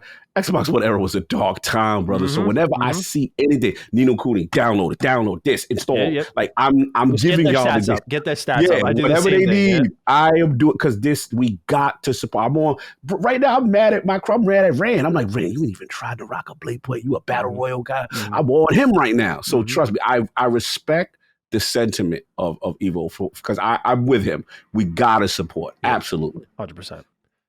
All right, Cog. It's time to talk about what games you're playing. Now, I can go first. I'll be going for a while. Do you want to do yours first just to, I'll get mine out of the way real quick. Cyberpunk. It's been fun. I'm doing the Edgerunners class. Got the yellow jacket, you know what I'm saying? Really loving the melee builds. Stealthing out. Right now, I'm doing a lot of grind work because I'm trying to get my level and I'm trying to work on the body composition as well as the hacking skill. And I'm really liking this game. Dude, it's so good. It is a beautiful game. When it starts raining, Cog, it's a completely different game at that point. Bro, it's just the little things. Having a conversation. I don't know if it's the cinematic cuts. You enter a car, you talk to El Capitan, you know what I'm saying? Silverhand. Like, it's just something about it, the way they do it's a cinematic flair to just normal conversations. And I just love it. And then it's this Night City is just robust, it's flush, it's fluid, it's life. And then you throw the hacking in it, and I'm playing things my way. The crafting's a bit much. I'm not there yet. But like, there's so many ways you can play. And I'm always a fan of games that allow you. If I keep getting stealth kills, I'm building up that stat. That's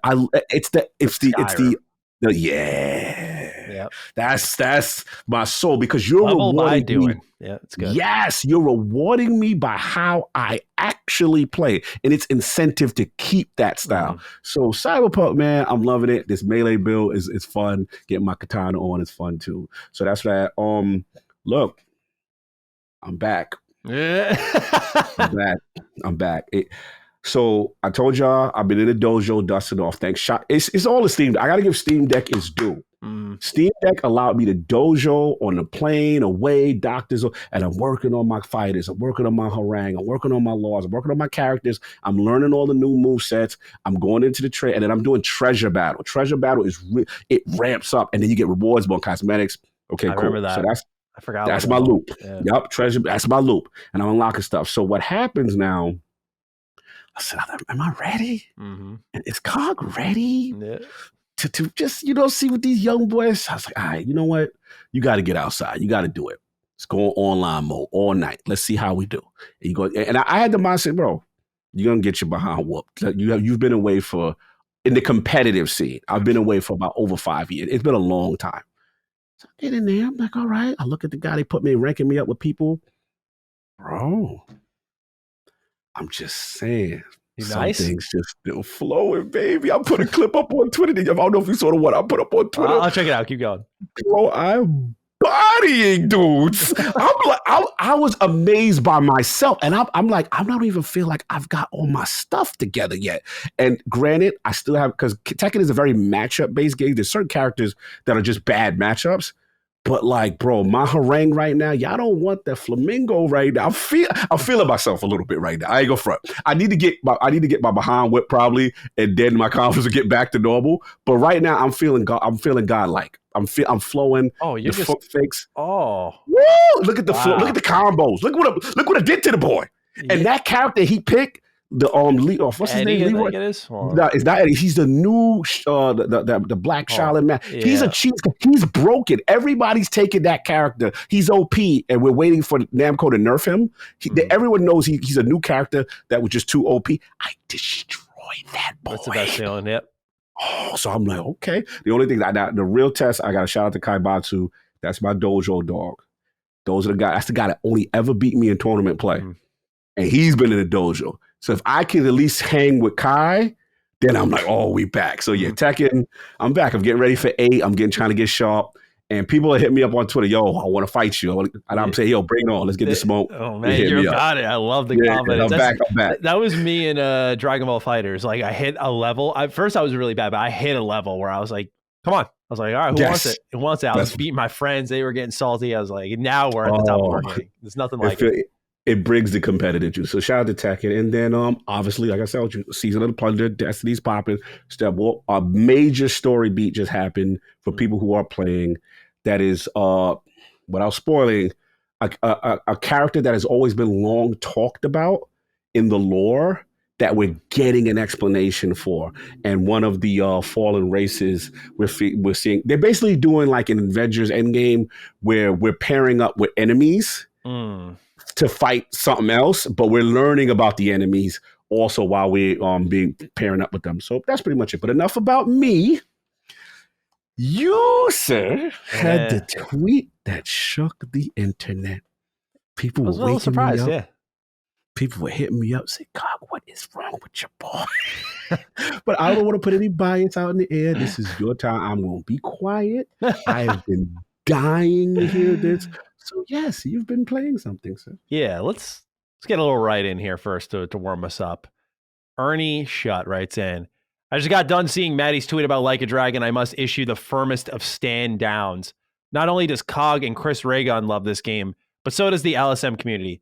How could someone who is so typically right, which that's quite the compliment, be so wrong? Cog is there. Any chance you can take Matty to an inpatient facility to get his head checked because he is clearly not in his right mind. With that said, I hope you have I finally convinced my co-host to play this amazing game only for him to drag it through the mud kind of day. Now, first, Cog, I need to settle some slander down. There was not context in my post. When I wrote Yakuza Like a Dragon, done, my review, and I uninstalled it. People thought I stopped early. This game had 50 hours put into it. I beat it. Put an asterisk next to it. I will explain that part a little bit more in detail. Go ahead. But the experience is done, okay? Some people also said, Matty, you rushed it. I got to get into my personal life a little bit here. Nothing serious, nothing touchy, but some time is freed up for me. The way the editing schedule has gone, the way our video game has gone, the staff we have on board now, I've been able to open up some days a little more often now where I have those extra hours to game, where I can take bigger bites out of certain games over time. And so I was playing more Like a Dragon than I probably would have. And I did beat it in about 10 days, which is very quick. 50 hours in 10 days. That's a lot. That's a beast. But throw in a little asterisk there because the Steam Deck helped a lot. When I wanted to watch football, go do something in the living room, another room or whatever, I had it with me. This is a perfect Steam Deck, a perfect xCloud game. I do recommend if you are looking to give this game a second chance, give it a whirl. If you have that opportunity, do so. This is a good way to chip away at the title. So that is how I got through the game quickly. It was not because I was in a rush. I took my time. Your boy got to the top of the management mini game. I did the Sotenbori battle arena, got to the top of that. I did a ton of things in this game. Sorry, go on. Was the shareholders meeting? Did the shareholders meeting begin? Did it Yes. end right? Okay. Yes. And I just had a quick question. Did you get the character from the share? Okay, cool. You get her in the first shareholders meeting, and then you get the special skill at the end, which is pretty cool. And that was awesome. So okay, continue. It's been tough to collect my thoughts on this game because I've been hit with an influx of opinions on my take, which I understand. I got to stop putting out these more jestful reviews because people do take it to heart, and especially with Yakuza, there were a lot of assumptions as well. I don't mean to start off on the defense, but again, I need to clear the wrongs to get into what I actually had an issue with. That I was new to the series. No, I've played 3 of these games. This was not my first rodeo. I had a pre-established familiarity with what Yakuza is. I played Kiwami 1, 2. I do really want to play 0. I should have probably played 0 by this point, but I played Judgment as well, which I don't think filters into the Yakuza category, but is an RGG game. And I have actually nothing but really positive things to say about these games. I have my complaints, but there is a lot of good in each of these titles. Like a Dragon, though, I just didn't like.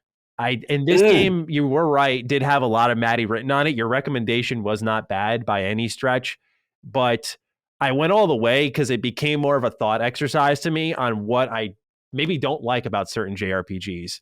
And I'll start off with kind of the bullet points that I hit this game with that people wanted more context on. Some of them are difficult to give context to because people want spoilers, effectively.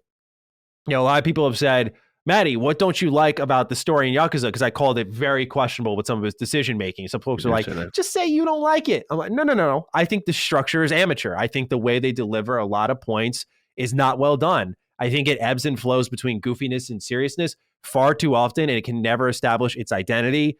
And when it tries to get serious, it starts to head into ridiculousness on some major Deus Ex Machina that I have not seen in many games recently. So yeah, I don't think it's just me. But there was that moment of, and I'm sure everyone's had this, where you're playing it and you actually have this moment of, what's wrong with me? That's what this game gave me. It was a legitimate, like, am I just sour? Am I having a bad week? Am I down emotionally? Like, what's going on? Because that was, again, that's being projected in my direction. I got to do some reflecting. I'm like, am I the problem? It's like, no, because when I switched games, I played Wo Long. We'll talk about that later. I was good. I was enjoying myself. I was back to my normal self. It's like this game put a nick on me because I just wasn't liking what it was doing. So again, story delivery, without getting into spoilers, I felt the pacing, the goals that were established in prior Yakuza games were done better, where I felt like for a majority of the chapters until you get to closer to the end, you're kind of wandering, you're stumbling into plot points. Things are just sort of happening. Like, you've got a job. Okay, now we're going to go to this factory here. Oh, they're printing money. Oh, shit. Well, now here's the next point in the story. There is a lot of that. And again, I'm trying to go light because I've noticed a lot of people in the audience are playing the game. I want to be respectful of that because if they like it more than me, it's not up to me to ruin it for y'all. It's not a Crossfire X where I'm like, this is so friggin' bad. Here's the story from top to bottom. I'll ruin it for you because you ain't going to play. I mean, that tweet didn't sound like an endorsement. It was not an endorsement. I would not. You did rob the grenade and the uninstall video. I did. That incite the ire. I did. Of the Yakuza Nation. Continue. I did. And I get it because the RGG community is very defensive. I remember when I was talking to Skill Up when he dropped his review for Lost Judgment, like they were on his ass because he's like, there's ludo narrative dissonance all over this game. I can't get into it. It's a cop beating up a bunch of fucking high schoolers or whatever. So it's like, I get it. Like there's just, these games are kind of like Trails games. Certain ones will click more with certain people where I got to draw the connection here because I think it makes a lot of sense. A lot of people have said like Trails to Azure, like this is the game, bro. This is our game. It's the most champion game probably in that series right now. I played it. I was like, oh, it's good, but I had some issues with the pacing and stuff. I love different ones. I love Sky 3. I love Zero, the game that comes before Azure because it builds the world. It does different things that speak to me more. And I'm realizing Yakuza is that series. Like you could draw a lot of parallels between Kiwami 1 and Like a Dragon and its storytelling setup. Both these dudes go to prison for an extended period of time to protect their friends. Both of them have battles to protect their supposed best friends. I just think that this is a more amateur take on what was the Kiwami 1 storyline. I just think the way it was handled in Kiwami 1 was done with more tact. It was a level of seriousness, and the goofiness, the inconsistencies, the randomness was put off to the side and saved for the sub-stories. And I think that genuinely harmed this game. So that's kind of my take on the story without getting deep into spoilers and the hows and whats and plot points. I just think again, it was a very obtuse form of storytelling. Mm. I did like the characters, well performed. Shout out to What was Masato your- Arakawa, Will Okay. Young Lee, my man, Wei Shen. Okay. Love that. So what was your group? I'm curious, who was the 4 that you was rocking with? For a lot of the game, I did rock with, of course, Ichiban. With, I think I did Adachi as a bodyguard. Gotcha. I did Bodyguard, Saiko as the idol, but I switched her out for Ari. I took your advice, Ari dealer class. I enjoyed that a lot. Yeah, that was fun. Do that joint up, that wild. Ooh, that joint hit hard. And then, of course, June.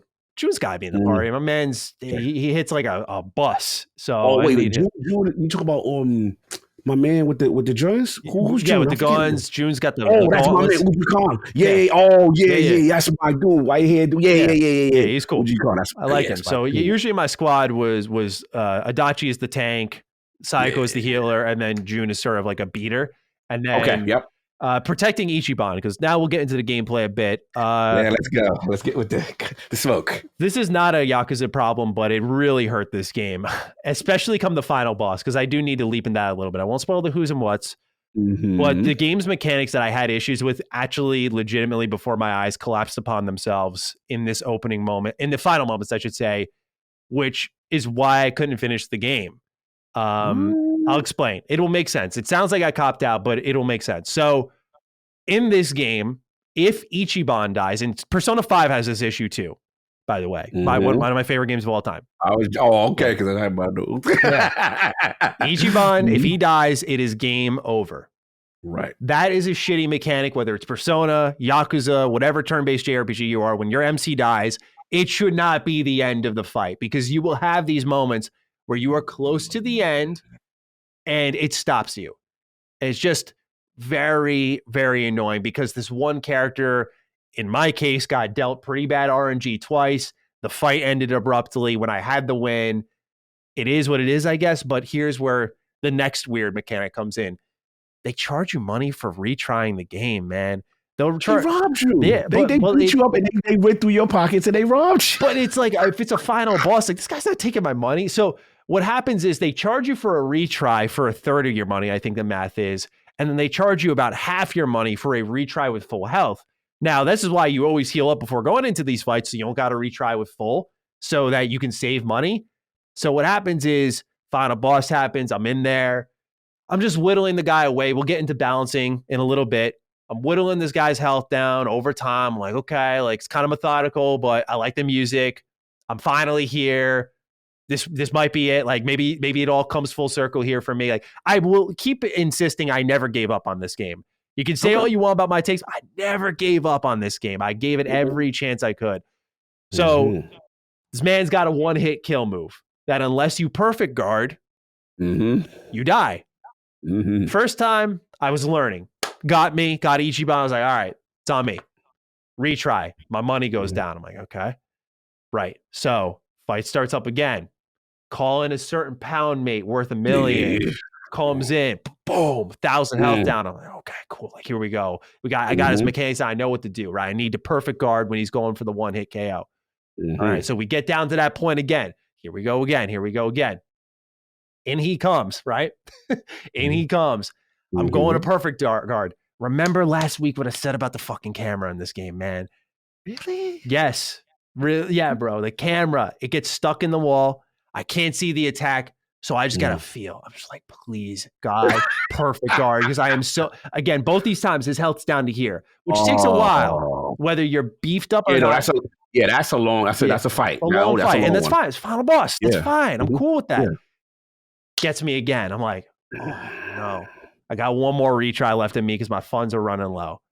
Do it again. History repeats itself again. And this time, like, I'm making sure, like, what if I put the guard up? Let's hold B, put the guard up. Maybe if I don't get the perfect guard. So I go to perfect guard, camera in the wall again, because they're automatically moving around. This is the problem. They're automatically moving around. So when the camera shifts to go to Ichiban and his back is against the wall, I can't see. So what happens is this man comes in, throws the punch. He gets me again.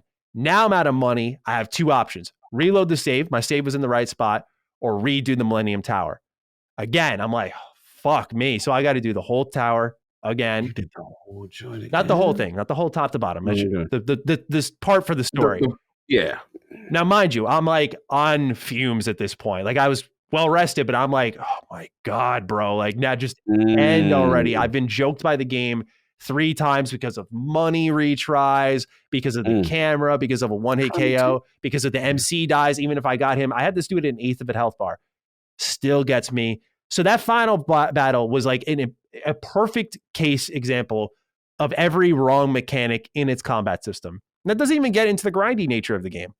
I don't like grindy games. I'm sorry. I know people say that's the JRPG. No, it's not. Not anymore. People got to play more JRPGs. They are not grindy anymore. The best designed JRPGs are not grindy. And dude, Cog, I got to be real with you, man. The denial with this game, and this will be my capping point because I could keep going. I put us just way past our usual showtime.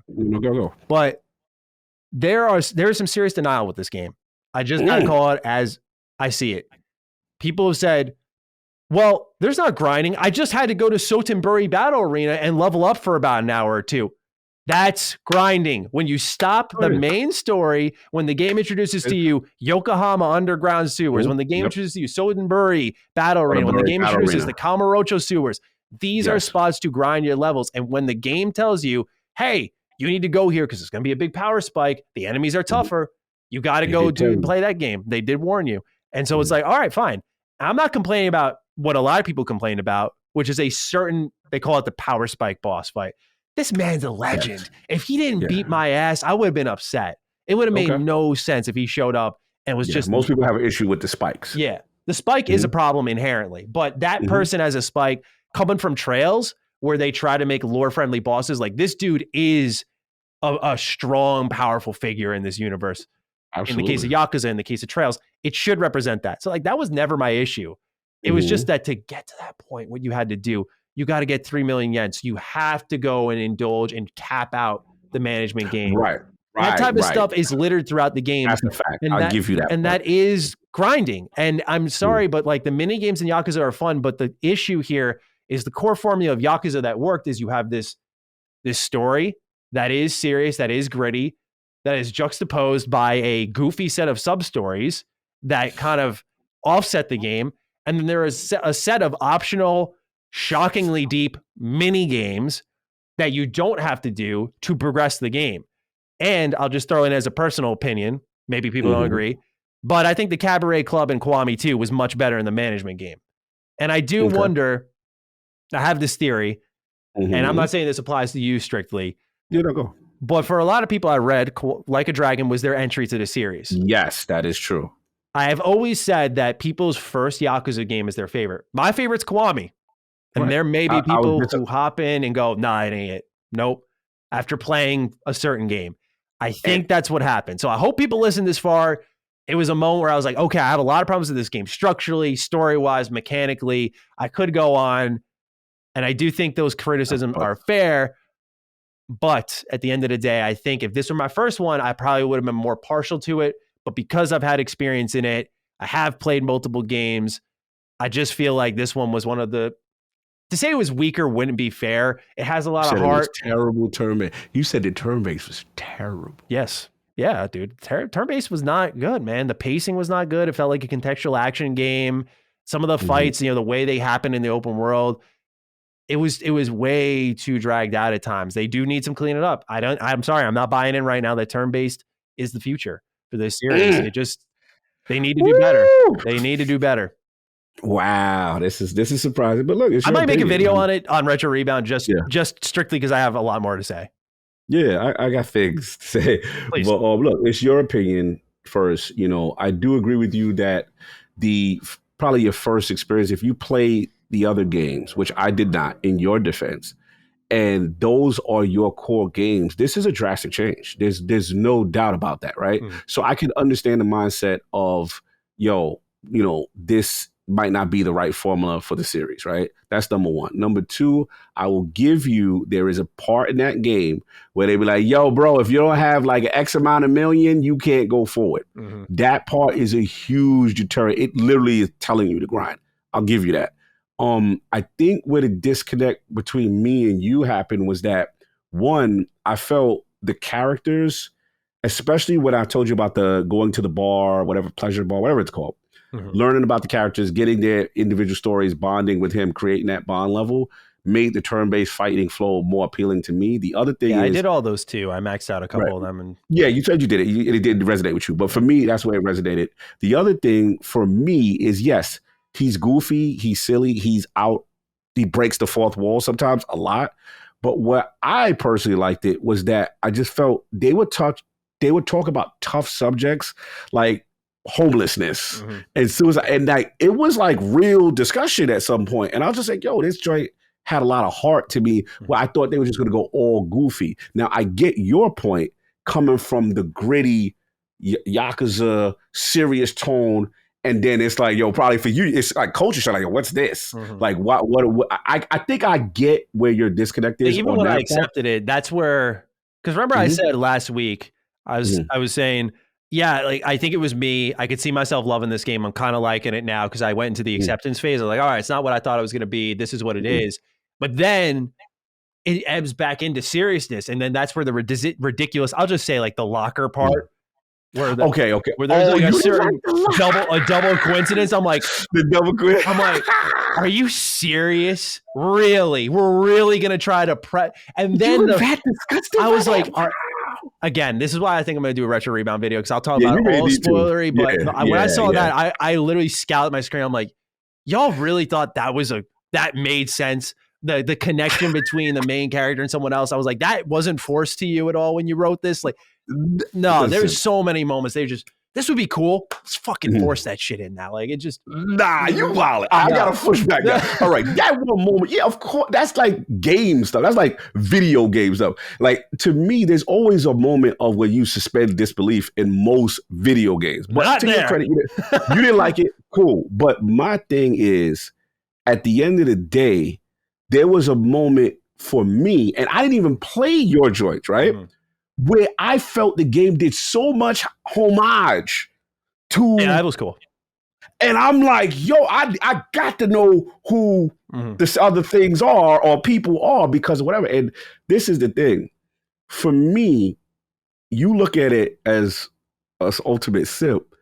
I look at it as the ultimate loyalty, ride or die for someone, believing in someone. And finding out the truth. And it just didn't hit for you. And I get it. The last if they didn't make him so ridiculous, I think I would have liked that. That's the fierce loyalty, man. He's like, no, it's like you look foolish, bro. The whole time. It wasn't until like chapter 12, they're like, bro, you feel foolish? He's like, I might feel foolish. I'm like, bro, come on. Bro, it's like your whole world. It's like, I hate to use, like I'm gang culture. And then you come out, it's the ultimate stand up. Like there's an expression in the street, like, yo, he stood on his square, he stood tall, he didn't rat, and then you come out and then the whole, and you like, yo, like what's going on? And he's still living in his head, like, yo, I'm blood up. Like it's a thing. It's a gang culture thing that I personally resonated because I'm like, I get it. Like, yeah, he naive and goofy of course. With the Dragon Quest thing, of course. That's not. I kind of didn't mind the Dragon Quest thing. I actually like that. Yeah, I like that stuff. That's fine. Pound Mates is funny as hell. Like certain things, I just think is the most funniest. The enemies, the most funny, ridiculous. Yeah, enemy design's good.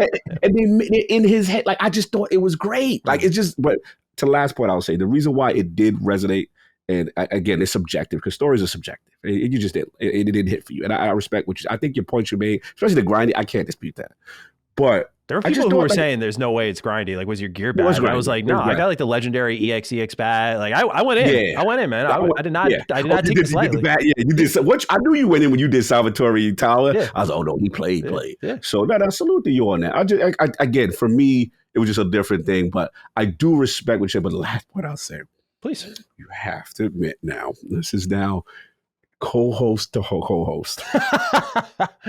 There is a thing that I feel. As gamers, we like you were living in the Trails world. You were in your space, having a good old time, eating that, you know what I'm saying, that premium meal that Matty likes. And then here come the community.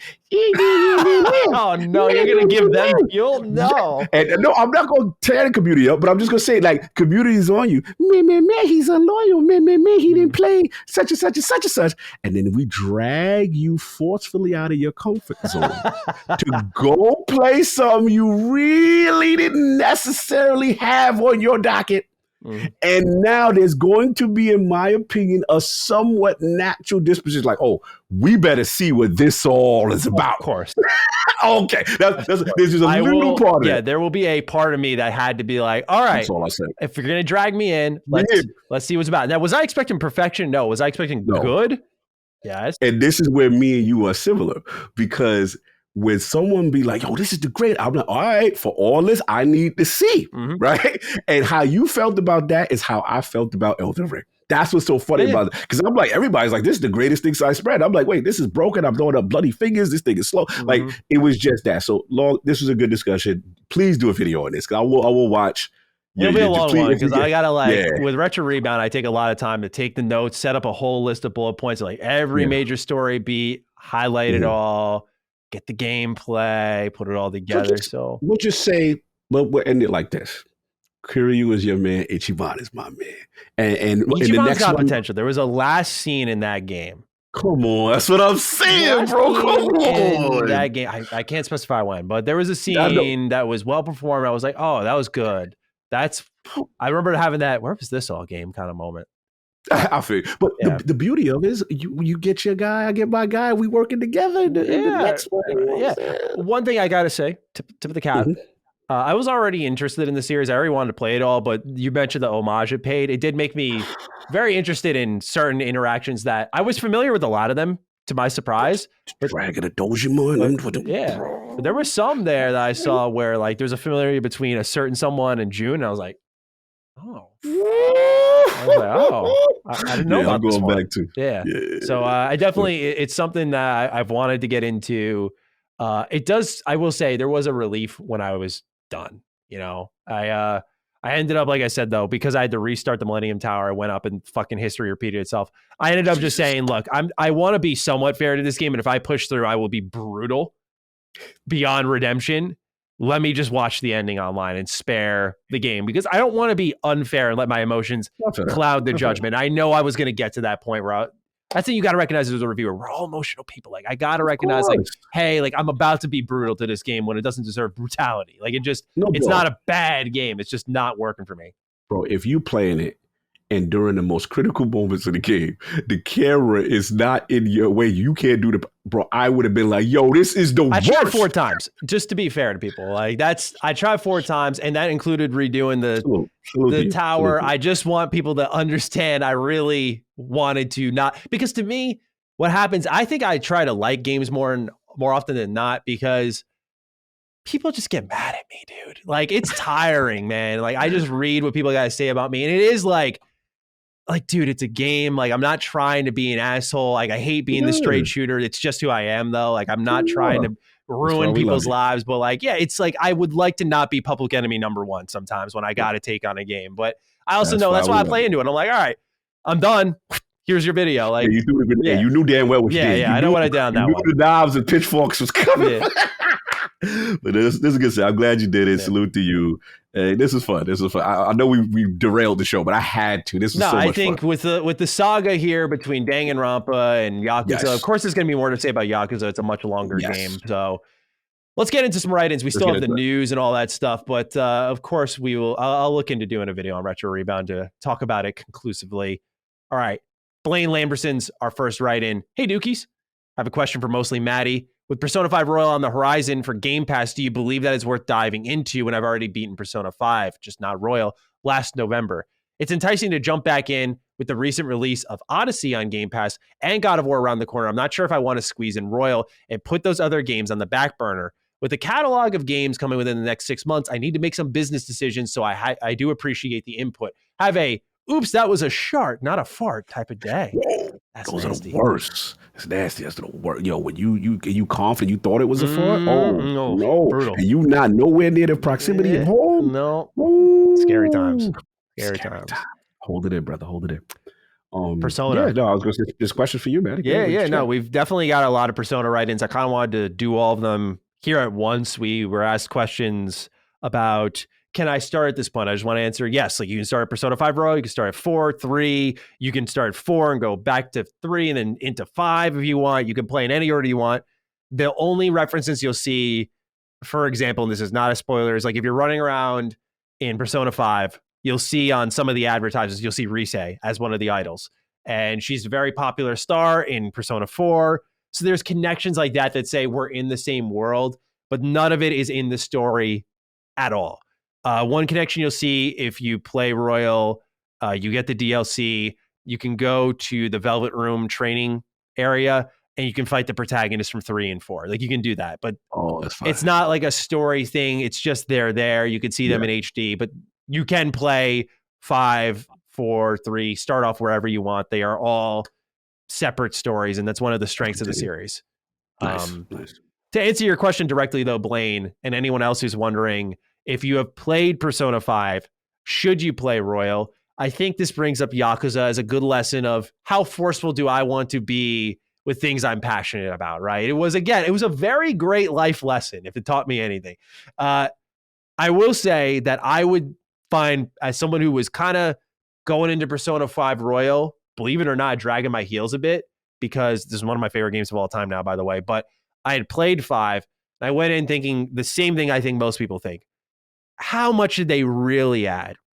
Right. It's already a big game, but they did a lot. It's about 30. It's already a long game, so I know. But if you're committing, you're committing. You're talking about 30 hours-ish of new content. The entire third semester is what it's called, is so worth it. It's unreal storytelling, the way things come full circle. For those who don't know, when I finished Persona 5, I put Nier Automata ahead of it in my Game of the Year ranking. I actually just liked Persona 5. I thought it was a great game. I loved it, but I should say, but Persona 4 was the king to me. Like, you just couldn't top the feelings, the combat, the social links that Persona 4 brought. 5 Royal bumped it, though. That's the difference Royal made to me. It was like, oh, this is the story. The way that let's just say this, a lot of JRPGs lean into the godlike storytelling, fight God this. One thing I liked about Yakuza, by the way, none of that God business. Right. Royal ditches that, which is a staple in the series. That was nice to see. So I would say it's worth it. But you have to consider the time. If you're making business decisions, there's almost never a right time to play a game as big as Persona 5, which will take you probably 140 hours. Like, it is a big game. And depending on your interest level in certain activities, it can drag a little bit. For me, I love the social link stuff. I love the day-to-day life sim stuff. That speaks to me. I love those interactions, learning more about the world as the story gradually, organically progresses. The group meets up. They talk about what's going on, what's happening in the news. To me, that works. For you, it may not. But I will say this. 2023 is going to hit us all like a bus. We got to be aware that we're going to have a lot of games to play. If I were to be someone on the fence about Persona 5 Royal, get it done now, because we don't know what's coming. Yeah. But the rest of the year is kind of laid out for us. You know what you want to play, but get it done now. I don't think you'll regret it. I don't know anyone who's played Royal to the end and has regretted it. Only person, actually, I should say it. I know one person who has. The reason for that is one of my best friends kind of spoiled the ending. Played a ton of music before he even knew what Persona was, like on Discord through the music bot. So he just didn't have any of the, I like this kind of moments. Yeah, because he knew everything. So that's the only person. Otherwise, no regrets. So Blaine, I would say go for it. But if you got to pick God of War, like, I'm sure that'll be a shorter game than Persona. So you should be able to do both. Odyssey on Game Pass, that's up to you. That is a bloated game. That took me about 40 hours, but that's not including the plethora of side content that's also there. No, great advice. Great advice. I think you nailed it. And that's the thing. And I know we shout out to Ivo earlier. It was coming from me. Bro, you got to make business decisions sometimes. And there's I feel that there's some games that if you don't knock them out at that time, you're not going to go back. And you have to make those decisions. And sometimes things get sacrificed short term, you know what I mean? But you come back to it when you can. Absolutely. Yeah. Because, there's just some games out there that we have to accept will just never get played, even if they look amazing. They just won't. That's why I love today's day and age with gaming in some respects, because it's, competitive. There's a lot of good stuff being put out. We just have to make choices of what I'm going to like more. Like, that's awesome to have. Yeah, honestly, sometimes my best gaming time is actually traveling. The Steam Deck has been the greatest thing for me, Steam Deck's bro, because amazing. I've Yeah. literally been able to catch up and put dents on some. I'm like, ooh, long flight, Mhm. yes. 100%.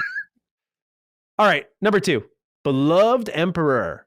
Hello, Fantastic Matty and Uncanny Cog. Motive and EA have officially announced their rumored Iron Man game, which has left me with many questions. Why wasn't this at the Marvel showcase Disney had literally a week ago? Also, on the EA side, what happens if Dead Space remake hits? Is a potential Dead Space 2 remake or possibly a new entry in the franchise already finding itself playing second fiddle to Iron Man, which most likely won't release till near end of the console generation? Thanks for the great content each and every week. P.S. I both hope you have both hope blah, blah, blah. I can't read. I'm too Yakuza out, it seems. I hope you both have a Konami putting out higher quality pixel remasters than Square Enix was not on my TGS bingo card kind of day. Yes, indeed. Mm, That is a truth bomb right there. mm. So this is one of the news bites that, for those who don't know, when you write in more topical questions, I'll use those in substitute of like the before we begin section. Cog, we have here Iron Man coming from EA Motive, developer of Star Wars Squadrons, now Dead Space remake. I'm very interested what this means for the future of any remakes of Dead Space, because to me, the one that I want to see is them remake Dead Space 3. That is the one that is highly controversial, had a very chaotic development cycle, very much betrayed the core tenets of the franchise. I didn't want them to. If they were going to go for it, I didn't want them to stop at 1. Do you think they're going to keep going, or is Iron Man going to take the focus here away from the rest of the team? It's interesting because this kind of came out of nowhere. I agree. Like, this is one of those things that, again, yeah, why wasn't it at Especially the way showcase? Amy Hennig's game was announced, right? Just why not? Yeah, they didn't even have a title or, so it's just like, yeah, I don't understand this. And yes, I understand that a lot of these deals sometimes that the major publisher will control, like Sony obviously is going to control the messaging when Wolverine and Spider-Man, Miles Morales team up, kind of thing. This, I am a little nervous from one respect because I look at the Midnight Sun situation and you know how I feel about it, and I love it. But there is a huge hardcore base that loves Firaxis, that love Jake Solomon, that think they're the king of turn base. And it's like, fam, when are we ever going to get XCOM 3? Right? Because now you got the Marvel bag. And you get, so there is a chance. I'm not going to lie. And I know Dead Space fans are not going to hear it. Pay attention because, especially if this does well, this is a big license. The resources are going to go there. Now, the hope is that Dead Space, obviously, it's reused assets on sub level, right? So you would hope that you would still get it. But I am worried now, is it a one and done walk away Dead Space type situation as opposed to, I know Matty don't want to hear this, but getting his beloved 2 and 3, because when you get a Marvel bag, the studio hits different. I'm not getting, I know I'm not getting XCOM 3 for still a bit longer. I thought I was going to get XCOM 3 now. But here came all Midnight Suns. So just keep that in mind. That's how I'm looking at it. Absolutely. Well, we'll monitor this. For me, I'm definitely interested in an Iron Man game. I think out of all the superheroes that they could pick, this one would play differently. You think of Anthem and the flight from that game and the combat from that game. I don't think the way the combat felt was the problem with that game, quite frankly. I thought it felt pretty good. So if they could borrow some of that code, slide it on over to EA Motive. Bro, I know it's not easy, but that'd be cool. I'm with you. I was in the alpha for Anthem. I remember jumping off the roof of Fort Tarsus, flying for the first time. And just that sequence alone, I'm like, oh my God, everybody's in trouble. This game's about to be like, I was blown away. Yeah. So to see what happened, clearly, but third person, energy, Iron Man, it's got a shot to do something special. Absolutely. So I'm hoping that it shows out well. EA Motive has a chance to prove me and my fantasy team right with their release in not January, but it will be February of 2023. Fantasy talk. Let's go. DDU, shout out. Check it out if you missed it. All right. Better hit that DDU up. Yeah. Last question before we hit up the news. We're a little slow today, but we had a lot of Yakuza to talk about, it seems. Neo JD writes, Dookie Boys, I got to ask about Wolong Fallen Dynasty. This week, a demo for it came out, but here's my experience with it. I downloaded the demo for the first time on my Series X, only to find out it was completely broken. I could only play the tutorial, but when I started up the main game, I'd walk around for a second or two, and the game would boot me back to the Xbox menu. So then I went to try it out on my PS5 and noticed not only did it work perfectly there, but also it loaded faster, had better lighting, and had a way smaller file size. Fellas, this is a game that is day one on Game Pass. So how the hell did they botch the Xbox version of the demo? I saw others had the same issue, but I'm wondering if it worked for you. For reference, the only other Game Pass game that has been broken for me is A Plague Tale, where the initial castle sequence makes my controller go nuts and crashes my system. Thanks and have a, well, at least you're not about to have your life ruined for leaking GTA 6 kind of day. Yeah, a lot of lives being ruined over video game leaks, man. Just a lot of lives being snatched. Long, did you have a chance to try the demo? Same here. Xbox? Yeah, I didn't have any issue, but I did hear about this. Same. This is why we troubleshoot. This is why there's a demo. You know what I'm saying? Hopefully, they will resolve it. I've seen issues like this where either the quick resume breaks something or something's going on. So hopefully they get ahead of it. But yeah, I'm not honestly too worried.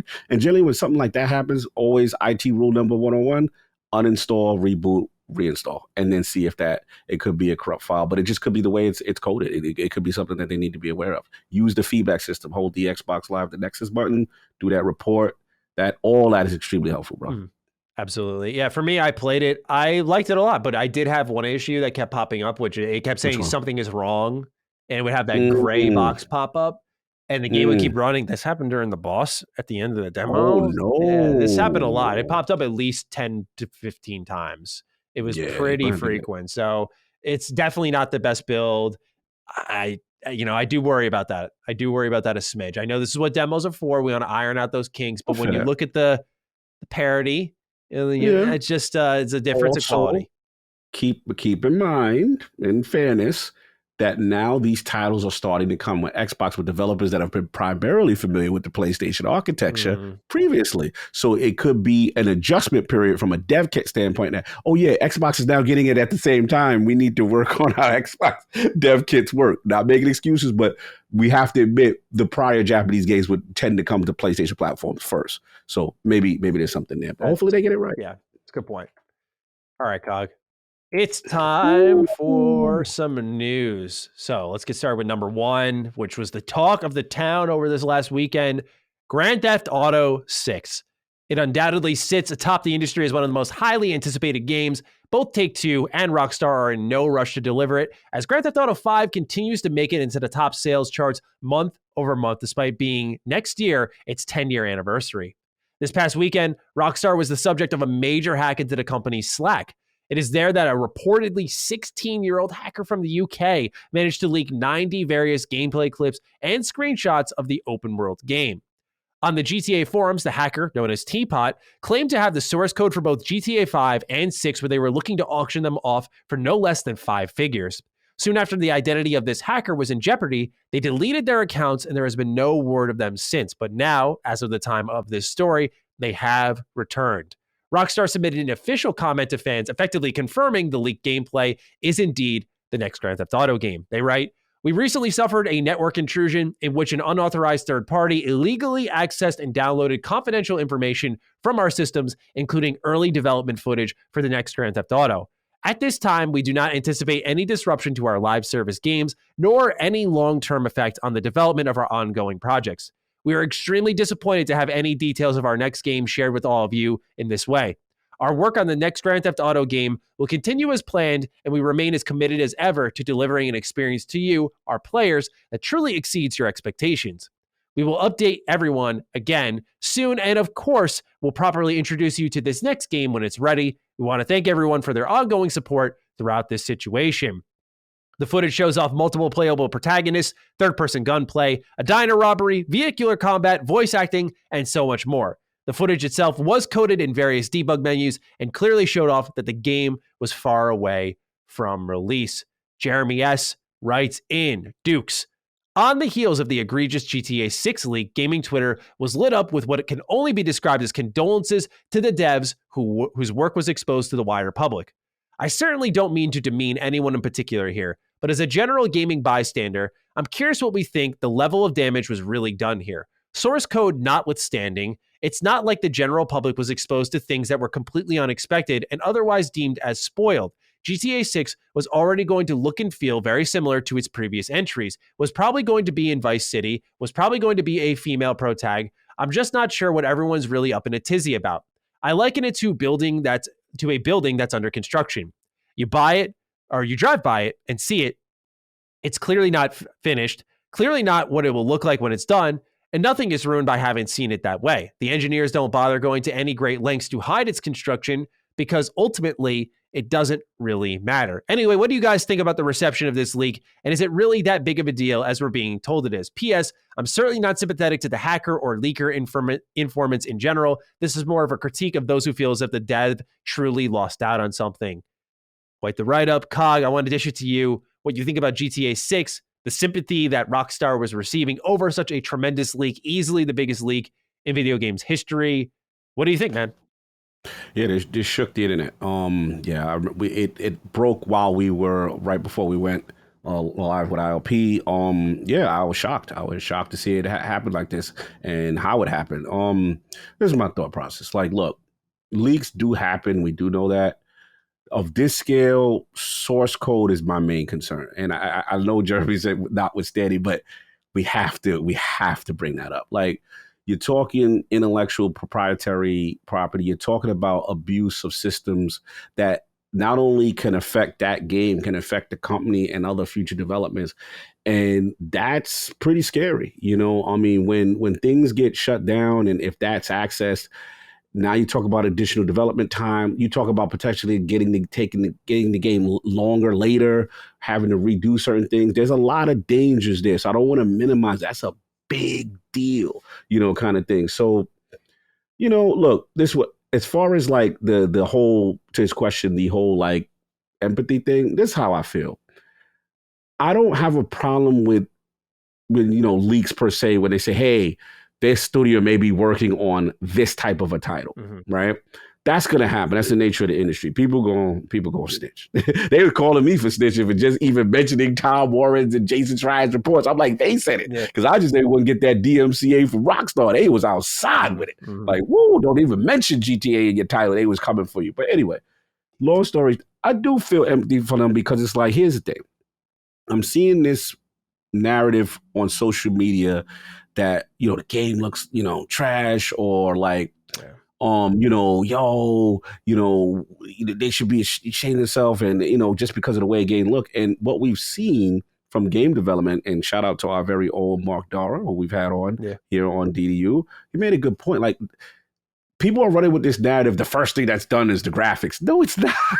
That's not the case, bro. So you are not seeing this thing in its truest form. Sometimes it just placeholders, real bare bone. Mark Dara said Mass Effect, Joyce, had no head all the way to the end of the villain. Shepard had no head. You know what I'm saying? Or, like, that goes to show you, like, it's literally placeholder stuff. So you're seeing it, and I get the thirst to see it, but to rip the devs and be like, yo, this should be, this is unacceptable and yada, yada, yada. We kind of know what to expect. It's really not fair. And then the other thing is, it's like, I do feel for, like, you've been working on something for years, you know what I'm saying? And, like, it's just kind of shown, you know what I'm saying? Like, just raw, no context, think about so many things that if you saw it with no context, how would you feel about it, right? That's why I have empathy for them. It sucks, you know what I'm saying? Like, they will make adjustments. It will eventually debut the right way. They seem the statement that they put out seemed very strong to me.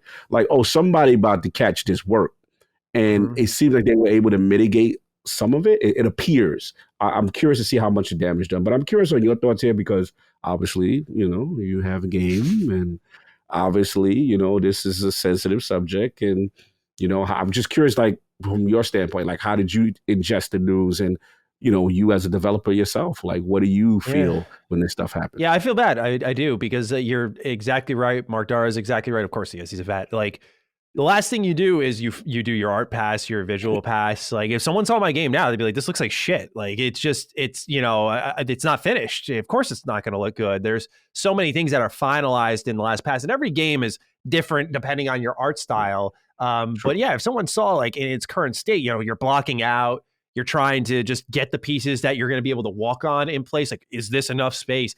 that type of stuff is ironed out first before they put all the shine on it, all the polish on it. So yeah, like I do feel bad for them because GTA Online is marketed to a ton of younger kids. So they don't know that, and I don't expect them to know it, but they're just going to go on Twitter because anyone can and tear this thing apart. And it's definitely not going to be a good feeling for the devs because you can't parse who's who, what's their backstory, what's their knowledge, what's their age, and rationalize all that. You just see someone say that looks like shit, and you're just like, well, that kills the morale a little bit.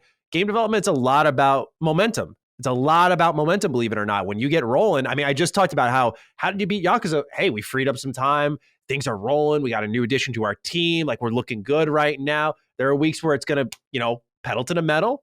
And there's going to be times where it's a little stiff, and there's times where things are just moving smooth. It's all about momentum and keeping up with each other, that type of stuff. So it does matter when these things get exposed because while Rockstar will say there's no setback, there will be one. 100% there will be one. We just won't know about it because there isn't a date put on it. That's the impact that this is going to have. And certainly it's going to make the team feel a bit uneasy when they say share a video in Slack. Who's watching now? Like, it's just that kind of thing in the back of your head, right? That eats away at you that Absolutely. They'll have to consider a bit. And, everyone's going to be tiptoeing a little bit more, trying to figure out, like, how do we share this? Do we share that? It disrupts workflow. It's another thing that's really important. Workflow is huge. Every day counts. So that's what I have to say on the development part. So you put your finger up and you want to inject. Yeah, the last point I want to say, great points. The last one I want to say is I think we got to be careful. I'm worried now we're in this social media culture where it's all these pseudo game developers and everybody knows how things are supposed to go and how the process works. And it's just like what I'm starting to see now is a retraction from game devs for sharing anything in social media. And that's the part that's bothering me because it's like, now just think about it. If people are like, yo, what are you working? They haven't shown anything, right? First, that's the take. They haven't shown anything. What the hell are they doing? It's lazy, or what the hell's going on? Then you show something that may be early. Oh, it looks like hell. What the hell are they doing? You can't win, right? So it's this weird dichotomy where now people are pulling back like, yo, you ain't getting nothing because y'all quick to snipe and attack devs. Dudes got to chill and chicks got to chill with that. Like, it's very disrespectful. And I just don't like that people, not that you can't have an opinion on something, but people are so critical on things they are not knowledgeable about. Twitter. And I just wish people would have some sense to be like, you know what? I don't know how this process works. I just, right now, this is my impression, you know what I'm saying, kind of thing. There's no caveat to it. It's like, oh, no, this is all these definitive statements about game development that kill me. And I'm just like, wow, I would hate to be a dev sometimes in this game, in this time. It's rough. Could you imagine like some of our most classic beloved games from back in the day, the BioShocks, the Mass Effect, and them joints leaked. And these games that we consider masterpieces, right? Could you imagine Twitter back then? What the hell were they thinking with this BioShock? This looks like garbage. And it's just, we got to be careful, man. You got to have a little empathy sometimes. I agree. Yeah. I mean, one thing that I'll just pass on as an additional lesson that people should consider, and it's definitely been a very worthwhile lesson at that, was the hardest things sometimes to making games are the starting steps that you think are easy. The walking, the talking, the interacting, the how-tos of your systems. The fact that this game, for how early in development is, was functioning that way is impressive. It was actually a very impressive showing. Like, did it look good? I put good in quotes, like visually? No, but it's not there yet. But the fact that there were interactions, there was like pointing the gun. When you shot, you saw the detail of the blood on the table. Things like that looked really good, man. Of course, it's not going to look just right. There were debug menus everywhere. You could see vision cones everywhere. It was ridiculous, man. Like, it was a game in development. So, I thought it looked good for where it's at personally. Yeah, hopefully they should be fine. But it just sucks. You feel for it when it's showcased in that way. I agree. You know what I mean? Especially that's your baby, it's your passion project. Number 2. During the Xbox 360 generation, the brand offered perhaps its most diverse portfolio. There were console-defining games such as Halo 3 and Gears of War 3, surrounded by support titles for a different audience like Lost Odyssey and Operation Darkness. With the reinvigoration of Xbox, one of the many changes fans are calling for, as I'm sure you've heard, is to bring more Japanese games to the platform. With inconsistencies on even getting third-party Japanese games to arrive day one, some understandably found it questionable whether or not Xbox would commit to exclusive Japanese titles solely for their console. However, a recent interview with Japanese outlet GameWatch and IGN Japan may provide hope as Xbox suggests more original Japanese games are inbound. Sarah Bond, corporate vice president at Microsoft, spoke with IGN Japan about if they have teams looking to build original games hailing from Japan. Specifically, when they asked if players should expect more Xbox Game Studios titles along the lines of Xbox 360 Classics Blue Dragon and Lost Odyssey, Bond had the following to say, quote, completely. One of the things that I'm super excited about is we have over 250 developers in Japan developing for Xbox right now. 150 have already shipped. 100 of them are in Game Pass. And we just got another 15 made in Asia. Or I'm sorry, we just got to announce 15 titles made in Asia and 13 in Japan, end quote. Meanwhile, Phil Spencer took an interview with GameWatch where he echoed a similar sentiment. Quote, it's not too much to hope for. We've just met with Kojima-san from Kojima Productions and many other game creators to talk about bringing unique titles to Xbox. We understand that many fans want that. We are also aware of the common desire for games from Japan. We are working on creating such titles, so please look forward to it. End quote. Cog, man, they've been listening. The streets are listening to what Matty's been saying. Get in on the exclusives, man. That's how you'll build them up. So I think that there is a slight difference between what Sarah said and what Phil said. Sarah kind of reiterated the 250 developer thing. She said some have shipped when they were asking about originals, exclusives like Blue Dragon, Lost Odyssey. I imagine some of those in that bunch will be that. However, Phil seemed a lot more direct. Like, yeah, it's not too much to hope for. Like, we're looking to do that stuff. It didn't seem as much of an affirmative it's going to happen, but that they are trying to. So, of course, with that relationship with Sega, you have to imagine something is born out of that at some point down the line. You never know. You know, the talk is they're going to be extremely aggressive once the deal is done. Mm-hmm. And I think literally the deal, the Activision Blizzard deal, is holding up a lot of other ambitious things they want cooking. This is positive news because I think the fact that they're actually responding to these questions directly, the exclusive games question, that has been the problem, right? You know, we that's what we cherish the 360 era because we like, yo, a Lost Odyssey. Wow, that happened, right? Where is this? Where, you know what I mean? Like, where are these type of ambitious type things that you can only get Xbox on Xbox? And the commitment to the region it's what I have to admit, it's very impressive. It's boots on the ground. It's going there. It's respect for culture. It's doing it the right way. It's almost like a grassroots kind of thing. Mm-hmm. And then not giving up. And it's reinvigorating the base to show, hey, this is serious. You know what I mean? So I expect it. It's good. Listen, Rome's not built in a day. What I like is when I see progression. Mm-hmm. When I see, as long like we remember last year's TGS, we're like, all right, Iron Insomniac file, that's cool. Remember we, you know, and so then this year, like, okay, you know, Wolong, there's the persona. Okay, each year's when I see that, I see the commitment and the seriousness. And I have to be honest, I'm a huge fan of Peter Moore in the 360 era, but I have to admit, Phil is now at that point from a CEO standpoint, from an Xbox leadership standpoint, he has surpassed, in my opinion, all prior efforts to try to establish Game Pass himself. alone, I think you got to give it to him. Yeah, exactly. He helped res what was a dead platform.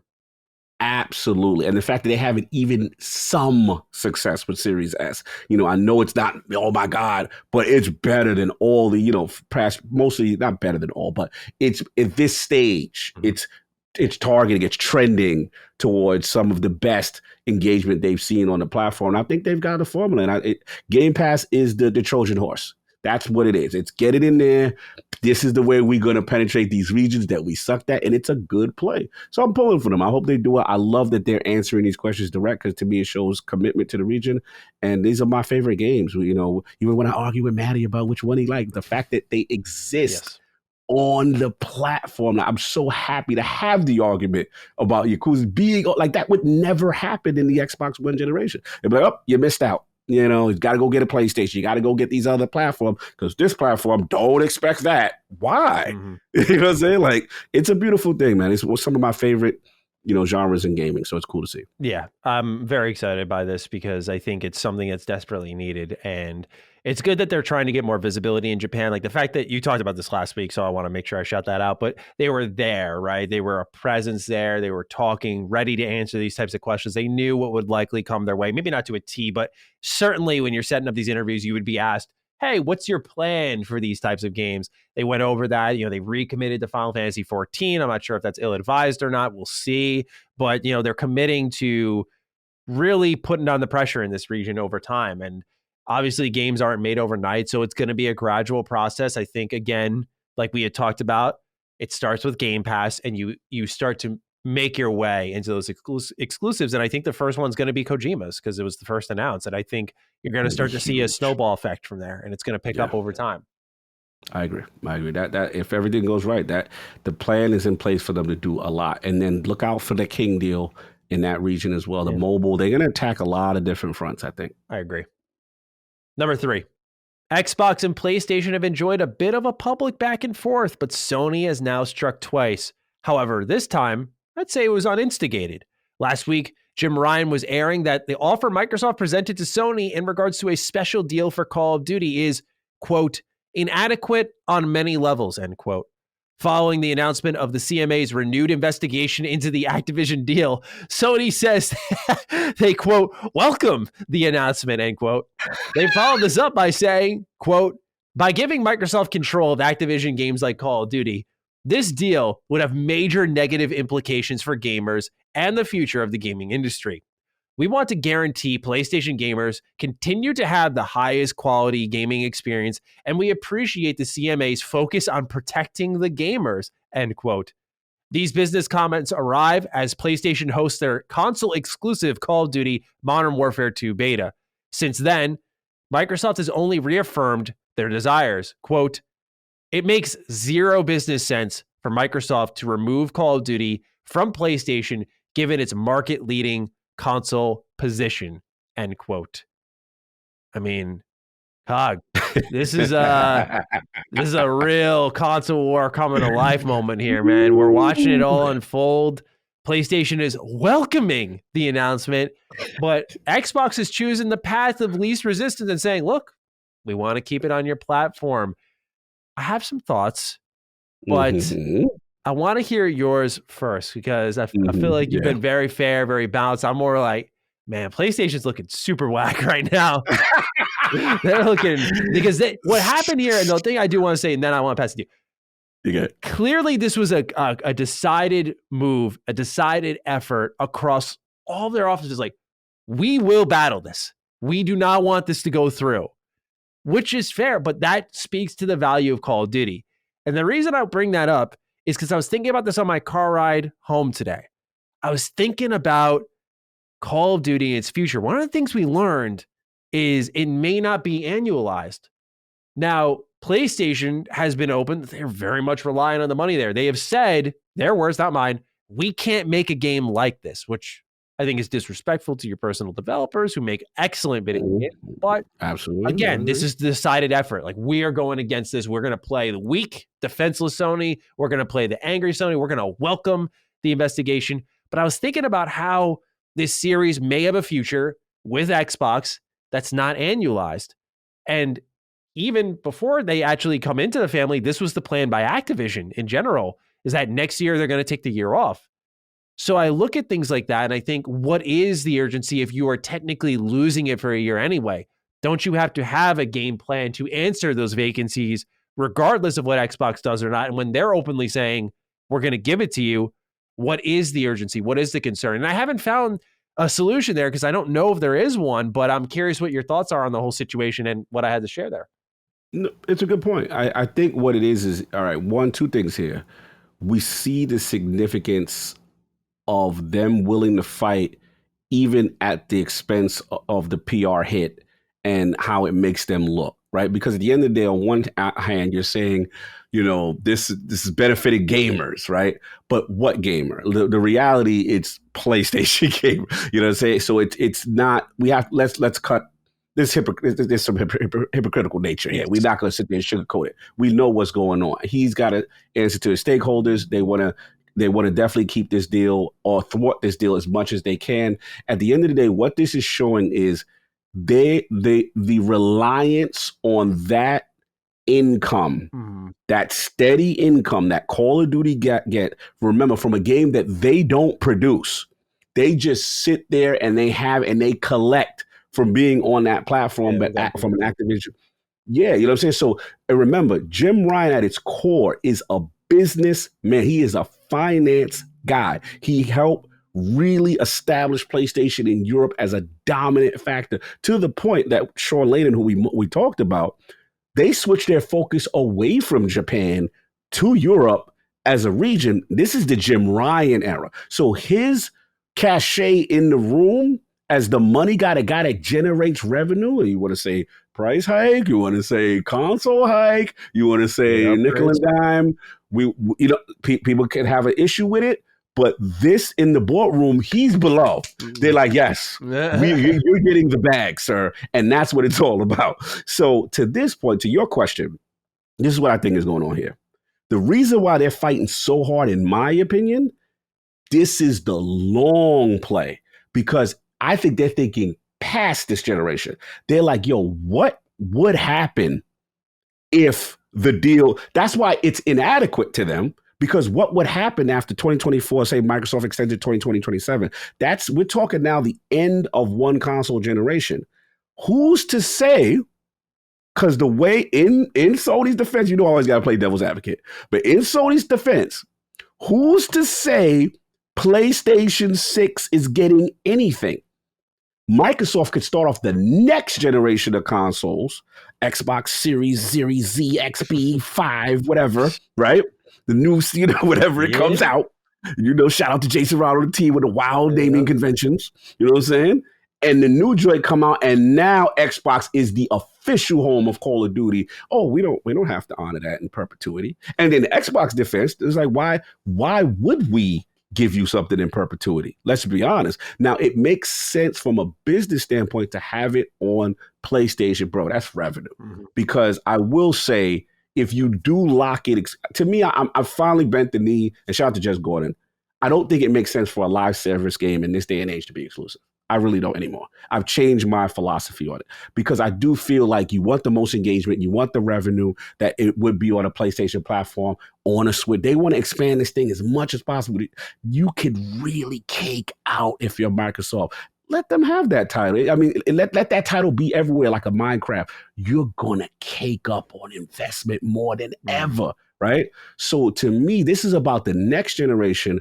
Sony's fear, this means so much to them that they're willing to take the tomatoes to the face. They look crazy bad. To your point, whack. You know what I'm saying? Public, they're the market leader acting like we can't do anything that can compete with this. It's ridiculous, but it's ridiculous from a PR standpoint.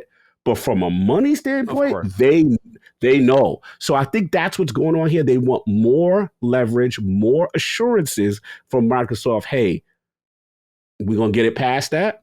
And this is where it gets dicey, right? It's going to get interesting how this is going to play out, because I think there is a level of, I'll give Jim this.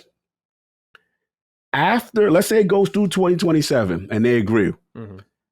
Sony wants assurances past that, because if it gets cut off and Microsoft does get themselves in a position where they're like, you know what, look at Game Pass subscribers now, we'll put it on, maybe it could get scary. And that's the fear. If we lose this thing completely, and at first I was sick of this thing, but now it's like console warring in the boardroom. So it's like, I'm like, what's going to happen next? What's the next chapter? Where is it going to go? This is crazy stuff. But yeah, man, that's what's going on. And Xbox right now, they're going to play whatever we got to do. Nice guy. To get this thing crushed to finish. But I best believe, I think it is beef. I think it's not past the point now. It's the beef may not translate itself from eliminating Call of Duty from PlayStation after it's done, but it may translate itself from an aggressive Microsoft on everything else moving forward. Because on one hand, you can't say this is the benefit the gamers, and you yourself, even though people go say it's a false equivalency, Cog, exclusive content, PlayStation's whole model has been about locking things away from others to come to their console. So it's hypocritical, let's be real, to sit there and say you're concerned about the gamers.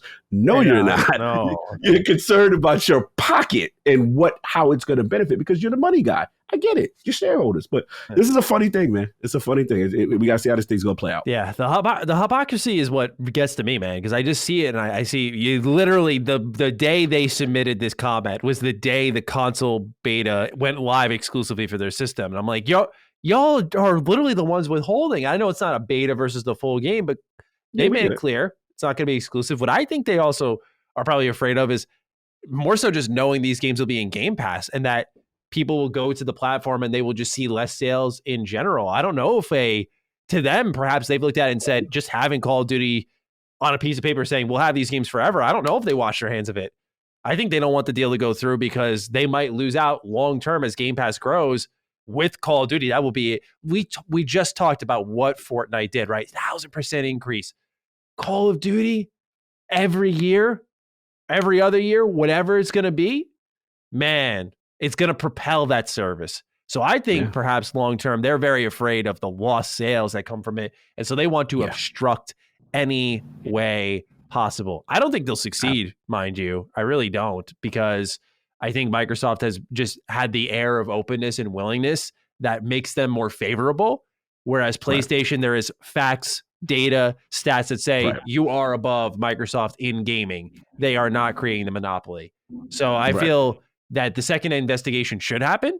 It will happen. I don't think it's going to change anything, though, personally. Yeah, and it's just virtual signaling. And then also, when people have a fear, well, now that they're going to look into it, that's going to mean they stop.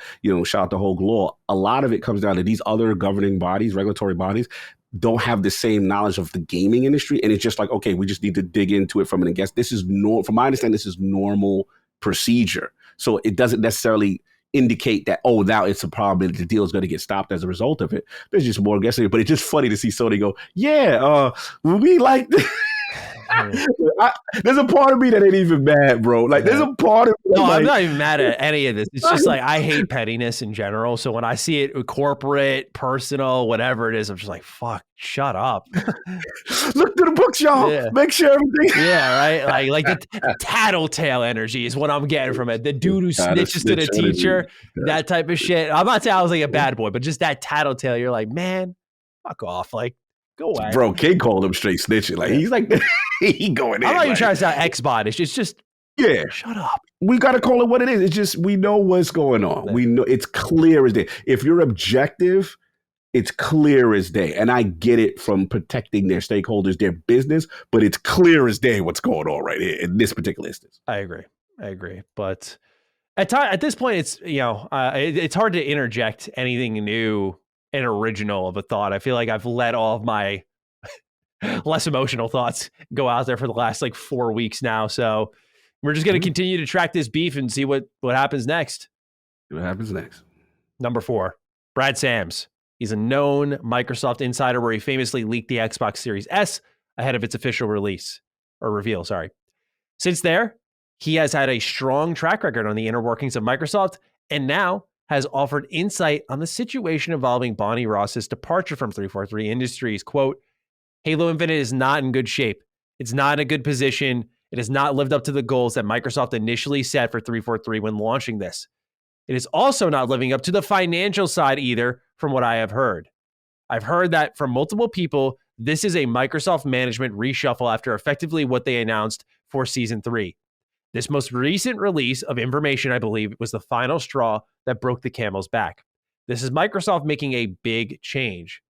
He also mentioned that Microsoft has spent hundreds of millions of dollars building Halo Infinite and suggests that Microsoft hasn't nearly recouped its investments thus far. End quote.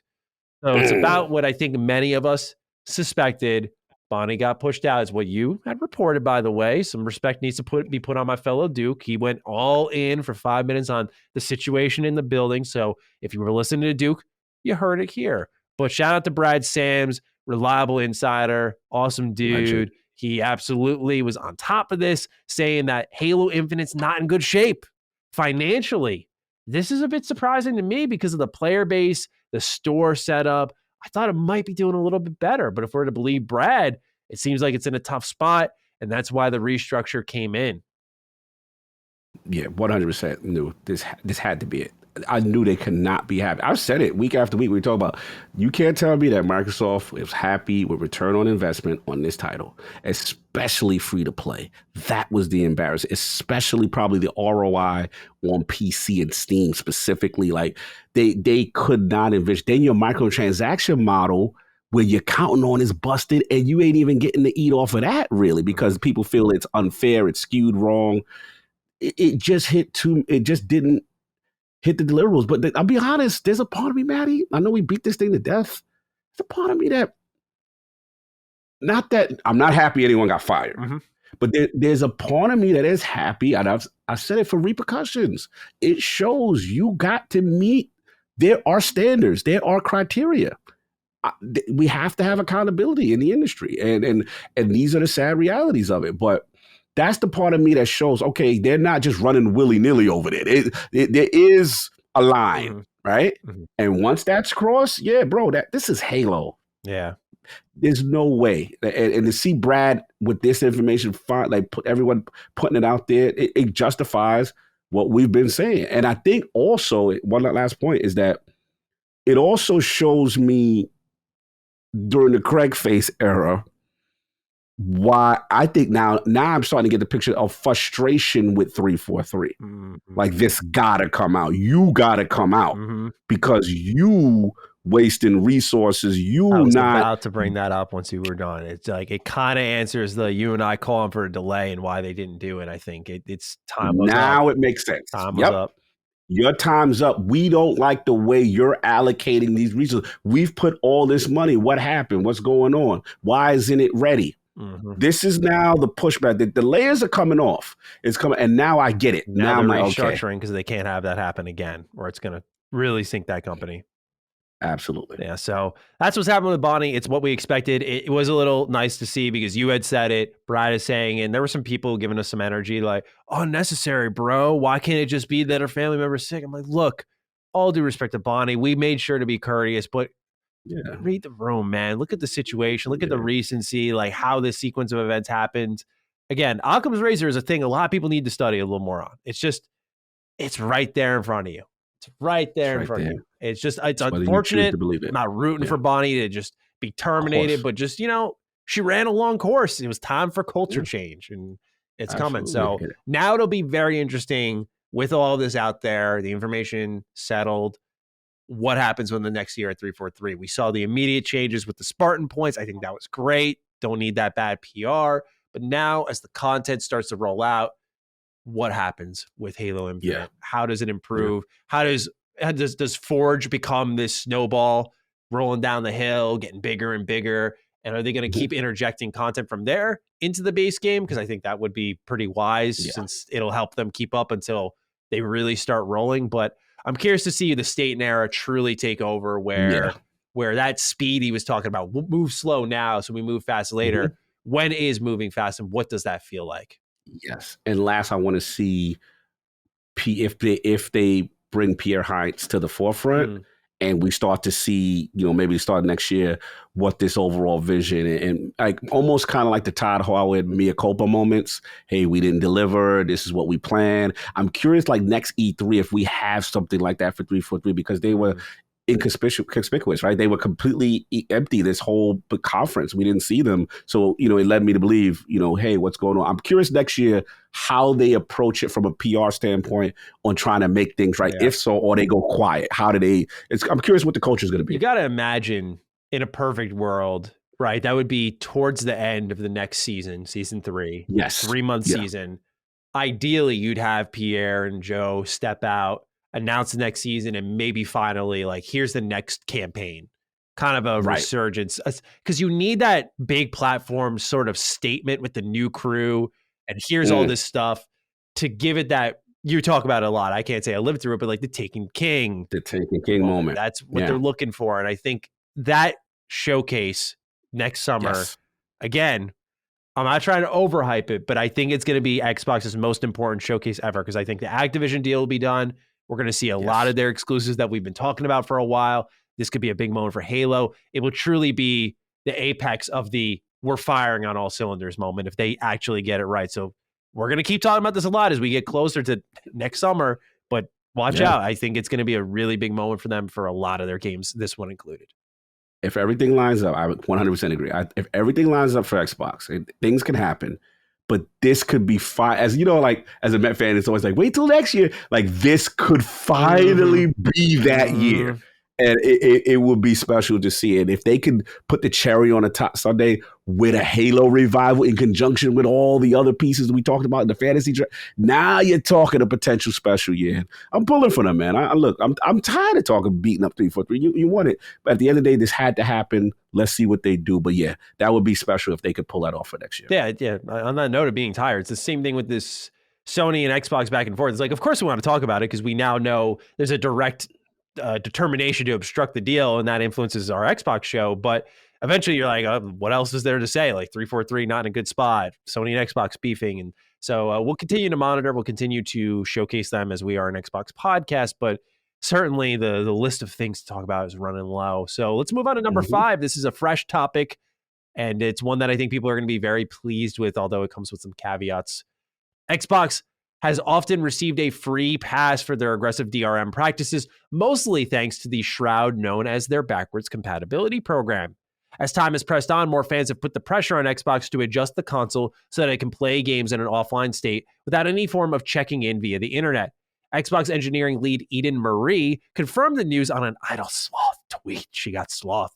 Since Xbox build 2208, Microsoft has reduced the amount of DRM check-ins for Xbox One discs, although there may still be day one update requirements, particularly in scenarios where the full game isn't available on the disc itself.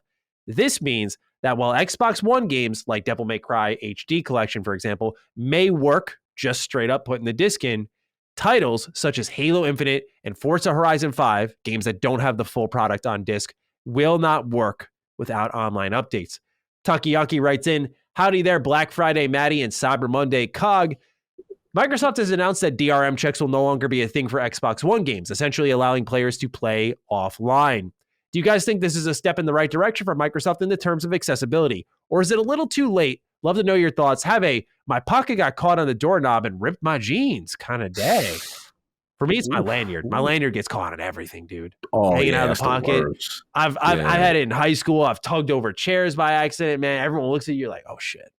Oh, that's not good. that's a bad moment. But anyway, DRM checks, Cog. Looks like things are loosening up a bit on this front. We talked about this famously during the PS4, PS5 C-bomb era, as it was called. Xbox got a free pass during that time because they were still pushing back compats. People thought, oh, they're doing back compat, they're fine, right? They're all about the preservation of games, but they in fact had the worst situation. So now it's loosened up a bit. I want to hear your thoughts first. How do you feel about Xbox One games being accessible while what they call stubs, Halo Infinite, Forza Horizon 5, not necessarily so? Yeah, you know what I thought was interesting? Like they themselves didn't beat their chest about it and put that out there like this is still subtle in the background, and then they had to get slothed, and then the information comes out. So I thought that was interesting. So look, it had to improve. PlayStation was still better in that regard, and as we talk about physical on Duke a lot, and listen, it really affects me more as a little man, aka Xbox Series S user now. Like I take it all the time, and I'm like, offline mode, what really works? I have to do all these tests to be like, okay, I have to literally simulate no internet in my house and then boot it up and see if the game worked. And I was like, come on, like this is too much. Like this should be a simpler process. And that always that check, right? That when it's going to go see to the internet, like, bro, like we have to, especially Halo. We talked about it ad nauseum. A single player Halo game, there's no reason for that. At the end of the day, once you reconnect, then it should sync back up, and that's done. Not online only games or a patch or an update. That makes sense. You get your patch or update, you make sure it's good to go before you leave, and then you should be able to play offline. But yeah, this is where it has to go. And I'm glad that they're loosening these restrictions, and I hope they continue it. This is the direction I want to see, because you have to preserve the physical nature of it on some level. You just can't have everything through a DRM. It's really bad. So look, good. Kudos on them. Keep it up. I mean, we're still going to be on them, keep it up. We want to see more. We want to see this thing. I understand from a security standpoint, because I know what the sensitivity is. They don't want that pirate, because let's be honest, Matty. with Game Pass and You know, stuff, that gets broken open, man. No one talks about that. But if you can just download games and then manage to find a way to keep them and play them offline. now I've been called, Lord Realm. What is it they calling me? Realm Snitchy McSnitch. Oh, I saw that picture. That was they got me so good. It was funny as hell. So funny, yeah. It was so good. Look, back in the day, that 360 era was a thing. Sovereign. Sovereign. I'm snitching on the homie. The statutes of limitations is over. All right. So don't come for me. But it was a thing, bro. It got to the point you didn't even value games anymore. You had like a big Rolodex, a CD. dudes was living nice back in the day. Think about the Vita. That's what destroyed my beloved Vita. Yes. Think about it. One of my greatest, bro. This thing still does things the Switch can't do. That joint had party chat like the Vita was amazing. There's nothing quite like laying in bed on party chat playing. I think it was Golden Abyss with the boys who were on PS4. I was like, and the homies is on PlayStation. You on the Vita, and it's a seamless, multiple apps. Oh wow, communicating from a handheld. That Sony, do it again, man. Do it again. Do it again, bro. Like give it one more shot again. And the dual analogs, the double sets, like just mimic, do what you got to do. With Sony's lineup, oh my God, it would be amazing. But anyway, I digress. That's what killed it, and I get it. Xbox was like, you ain't never hacking this shit, and I get it. So there's gonna be a subtle loosening until they see, but it's a good step in the right direction. I do hope the build is out of the box and not downloadable, so new Xboxes don't have to connect online to then access this patch, which then would let them play, because then it defeats the purpose, right?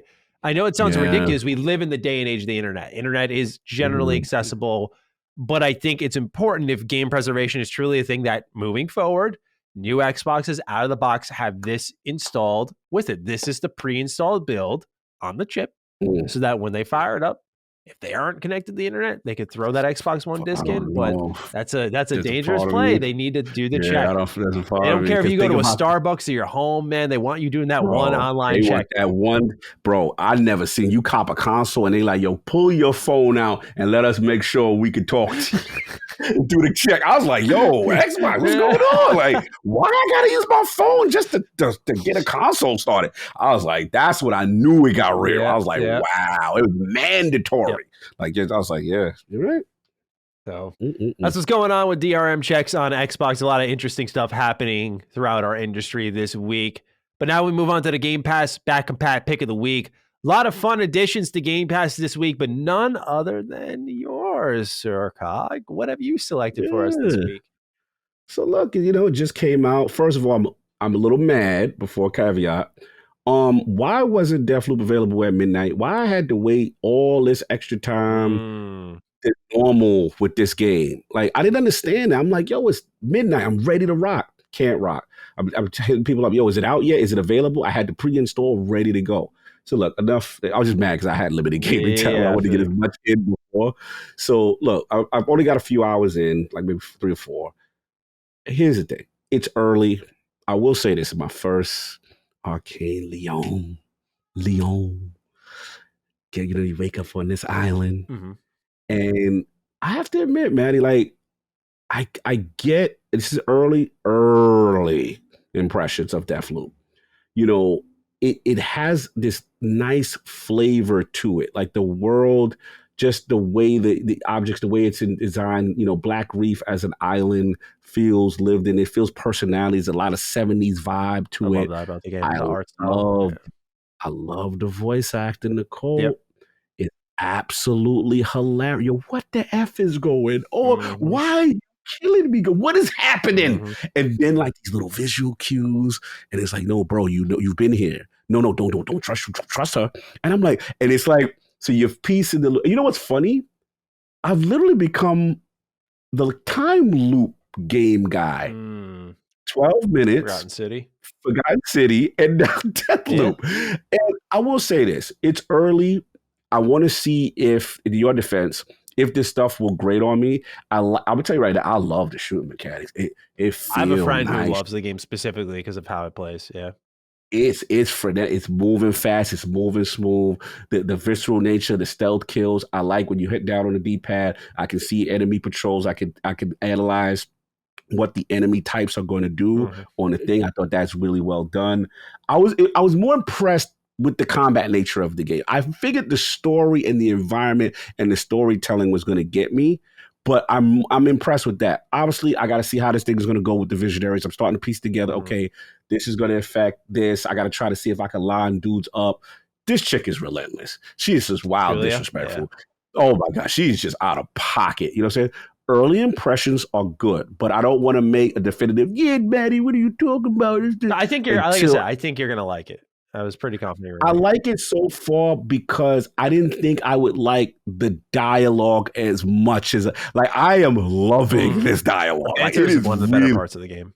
Oh, so good. You know what I'm saying? So again, early impressions, I'm going to rock with it. I'm addicted. I will say this. Like, I can't wait to get back on and play again. Like, it's got me. But I want to see over time, does that change? Because I feel in your defense, I'm in the honeymoon phase right now. I'm like, I'm about to curse Matty out. This is fine. It's about to be a bad couple of weeks for me, honestly, on this show. I need some wins. If Starfield is coming out, everyone will forget about all this. But like between Yakuza, then it coming out, then I got to be the bearer of bad news. Now Deathloop and Cog's a champion. Man, it's going to be a sad era for me on this show. Continue. If this is the light version of Arcade, according to Mr. Matty Plays, wow.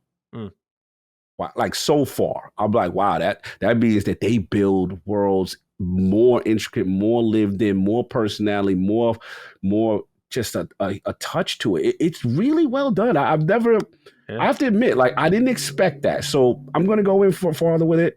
I want to see what happens when you beat it. And then obviously the other mechanic of her and interact. Now I haven't experienced that player coming in. I want to see if that gets to know. I remember when Watch Dogs used to play with mechanics like that, and I don't know if I necessarily liked it, but I heard you could disable it.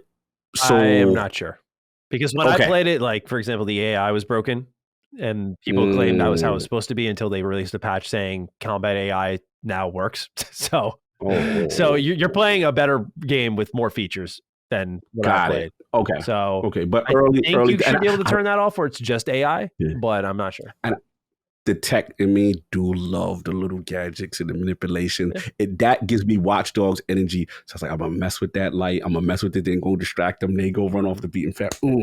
Stabbing, stealthy. I can go guns blazing. It's a me type game so far, but I want to see how the story go, because you know how these games go. If you get to, like, Torben, I was loving certain things. You get to a certain point, I'm like, this story, is it truly giving me what I want, or is it? That's the thing with these loop games. If the story doesn't hit and go all the way through, you can end up being disgusted and be like, I did all this for this. So I know where you're going. That's where 12-minute kind of stuff energy, or is it going to give me a Forgotten Sin energy where I'm like, yo, how they piece that was fire. So that's what I got to see. I'm excited to hear your thoughts as you go through the game. So continue to play it. Absolutely. Champion this game. Oh, yeah, absolutely. All right, time for a couple of questions to wrap up the show. Pen and Pant writes in, what's up, MC Dukes? With the big lineup of games coming out this year and a huge lineup of 2023, how do you all review games efficiently for reviews and spoilercasts? Do you take notes throughout the game? What does your process look like for both of you? Have a Persona 5 Royal kind of day. Cog, I'm curious of your approach, because it looks like you go off the cuff most of the times when you talk about games, but you talk as if you have notes in front of you. And it makes me feel odd because I stumble clearly and I stutter a lot. I don't know if there's something wrong with me, and I have notes in front of me. So I'm curious how you do this, how you handle all the games you play, and how you approach your coverage of them. Great question. Here's the thing. Yes, I'm about 90% freestyle guy in the sense of my thoughts. I pretty remember key points, but I have to admit, it has changed now that I've been on Defined to Do. I feel like because the way you describe, I consider you one of the top reviewers. Like, I seriously do. No, seriously, brother. Like, it's an attention to detail. And then I said to myself, like, yeah, I got to step my game up a little bit because I just can't just go off the cuff on everything. Especially sometimes there's just so much information and you don't want to forget. And what I've learned I get is paranoid about forgetting important things. a wise co-host once said when I first joined, like, man, like, there's no way I got to write things down because, I'm going to forget. And I noticed when we started doing spoilercast, for the spoilercast, I'll do it because I'll just have bullet points and I'll be like, I'll just have a train of thought. Make sure you talk about, I'll just say a sentence and it'll trigger a synapse and be like, oh yeah, gotta talk about that aspect of the game. Gotta talk about that. Like for the Guardians one we did, one I did with Ben with the 12 minutes. Obviously we've done, what else? I thought I did another one with you. What was it? We did Guardian of the Galaxy. We did Halo Infinite. Halo, yeah, we did Halo, right. So it's just like, and I feel that adds more and then you can fill out. So I've actually adjusted my thought process since becoming a Duke. I've actually been taking notes now for the spoilercast because, and let's be honest, I mean, look at the talent we have here besides you, Colin, Chris. Like, I want to make sure my thoughts are a little bit more concise and organized as opposed to, yes, I'm a very passionate, emotional guy. When it comes out, it comes out.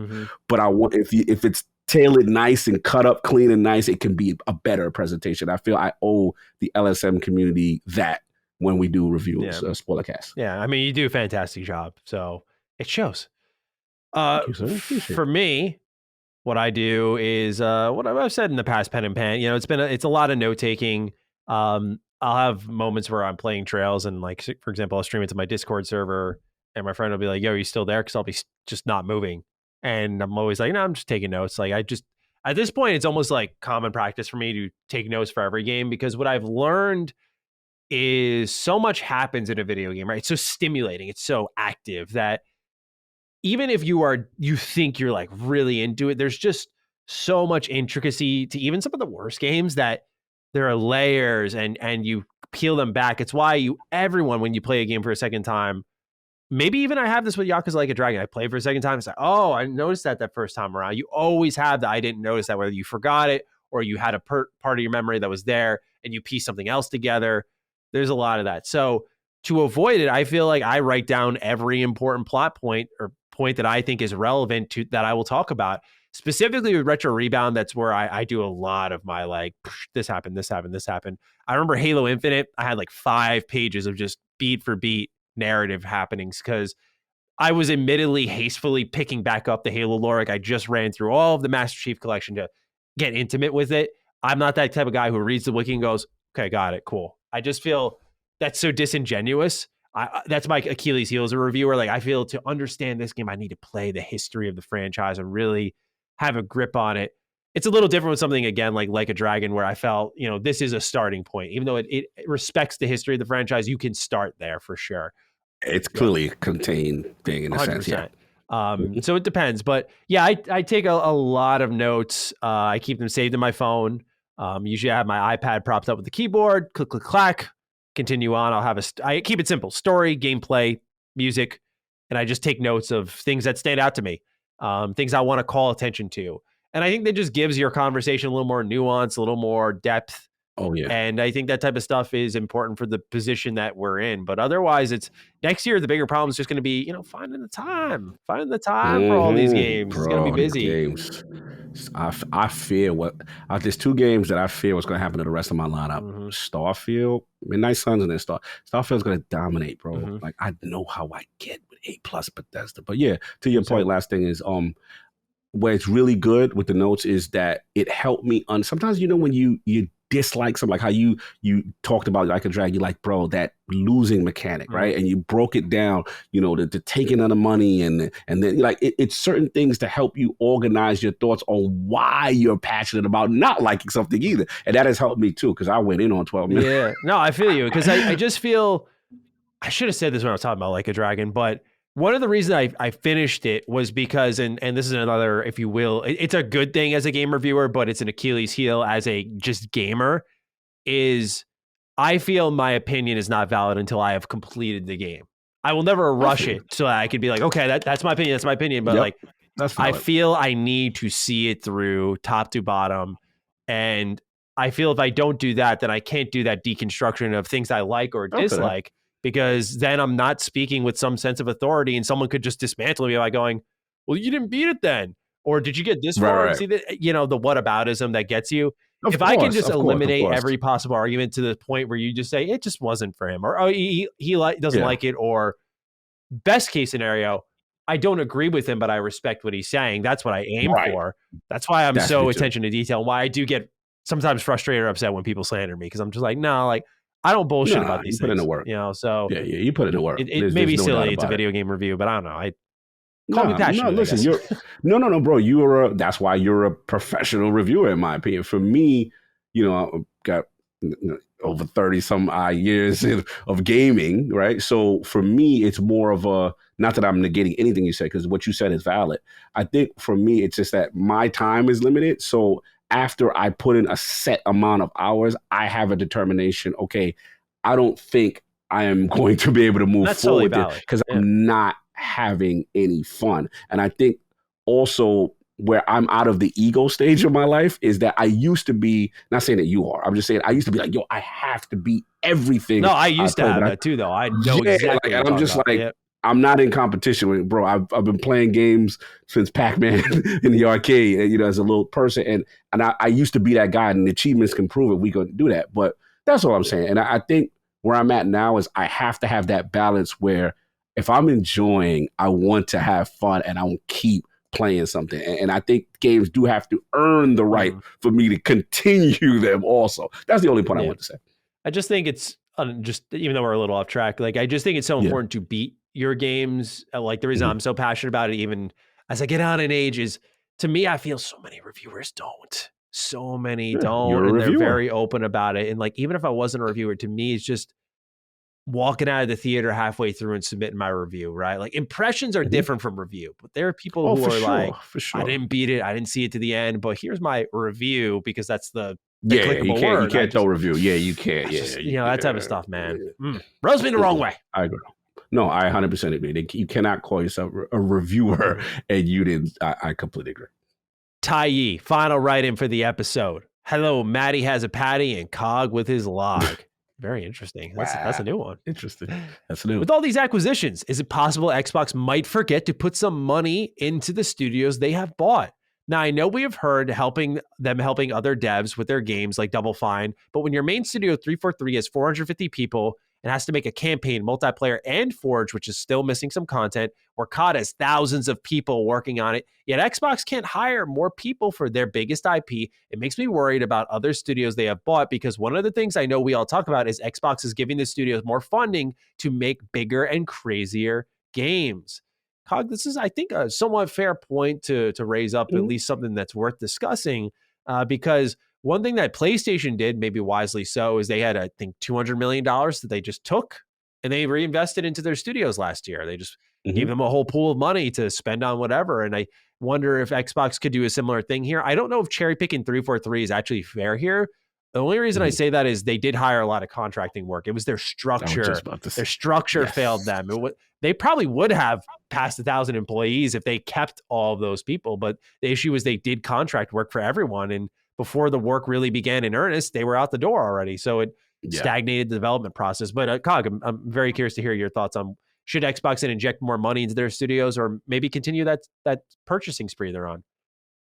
No, I mean, it's a good question. I think you definitely took my point. What I was going to say with why the 343 situation is not unique, but the contractor situation, the co-employment, because what happens is you can't, after a certain amount of time, after a year, whatever it is, continue to just put someone on contract work, because at that point, then they need to become a full-time employee. And that, to me, is a structural system at 343 that they need to figure out with the management on how they want to move forward, or if they're just going to hire more employees. I do think I think it's fair criticism to be like, okay, if should they invest more in some of the core studios? I think it's the ones like that actually are the core tenants that need it. I think the newer ones, for like, I don't look at Coalition like, yo, y'all need it per se based on the track record and what's going on. But what I look at is the Coalitions, the NXiles, the Compulsions, the people who have come on, the Ninja Theories, are they getting the resources they need, which we hear they are. And yeah, if there's needs, I would assume Microsoft would be able to help facilitate them if they're struggling and have needs. But yeah, it's a good question. I don't think it's at a point right now where it's like, okay, yo, they need to be reinvesting in their own studios. And because to me, you got to have a product first. You got to put out a product first, and then we can. Point. We got to see, right? And then we can make a determination. All right, bro, that wasn't enough. We need a little bit more ketchup, a little more sauce. Y'all need this. You know what I'm saying? Like, then we can see. But I'm always going to be on the side. Let's wait and see the first release of these studios. I completely agree. Very well said. That's everything we got for this episode of Defining Duke and Xbox Podcast. This is episode 90. Cog, how are we feeling with the hashtag this week? I feel like it's got to go to Yakuza. I just feel... It's got to, for how we flipping it with Yakuza. Oh, I'm not going to interject my opinion. I'm not doing that. No. I've succumbed to enough abuse. Set it up. You've thrown enough grenades on Twitter. I would say it was therapy. Have we done therapy? I feel like maybe we have done. I think therapy. we have. That sounds familiar. Yeah, we may have done therapy, DD, because it was very therapeutic. But yeah, the Yakuza J was, whoo, man. Like a DD. I like that. Like a DD. I like that. That's dope. I like that. Actually, it's like almost a double entendre in a way. Like, okay, like a dragon, like a DD. Do you like it? You don't like it? Yeah, that's fire. That's fire. I like that. Joke. Cool. So, ladies and gentlemen, if you got this deep, you want to tag us on Twitter, I'm at GC7Status. That's at Lord Cognito. You can use the hashtag like a DD. Let us know your thoughts on the episode. We're happy to see what you think. Otherwise, the YouTube comments work just fine. So do Patreon comments. We're just looking forward to interacting with you. Until next time, though, take great care of yourselves. Those of you enjoying Like a Dragon, please continue to do so. And I will see you next time for episode 91. Peace out. Ichiban! Defining Duke, an Xbox podcast, is a product and trademark of Last Stand Media and Collins Last Stand LLC, and is recorded from the United States of America.